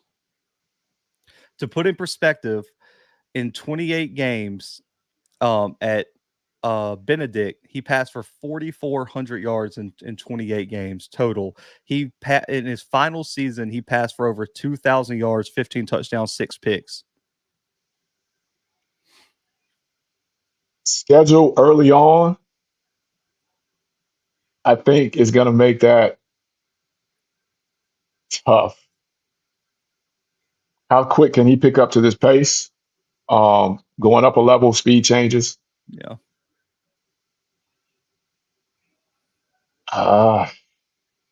What I know about, Coach Chennis's offenses from the past, even though the kid has played in it, I think it's going to be tough for him to get there. This EA, no, he's not. Under. EA said Richardson for fans passing for 2K. That's crazy. I'm going under 2. I coach the strongest positional room outside of offensive line for South Carolina State is the running back room. I don't see. I think what Coach Berry likes to do. His like sweet spot is probably between what, like 1,700 to like 1,800, somewhere in there, and be efficient. Like, yeah, I was saying, hold it in the middle of the road. 15 to 20 touchdowns, 5 less interceptions. Man, that's where I would want them, right? Yeah, just hold it in the middle of the road. Yeah, FAMU fans are even laughing at that. They said Richardson's not even starting for them. Now, Coach, the question of the day. No better way to end this off.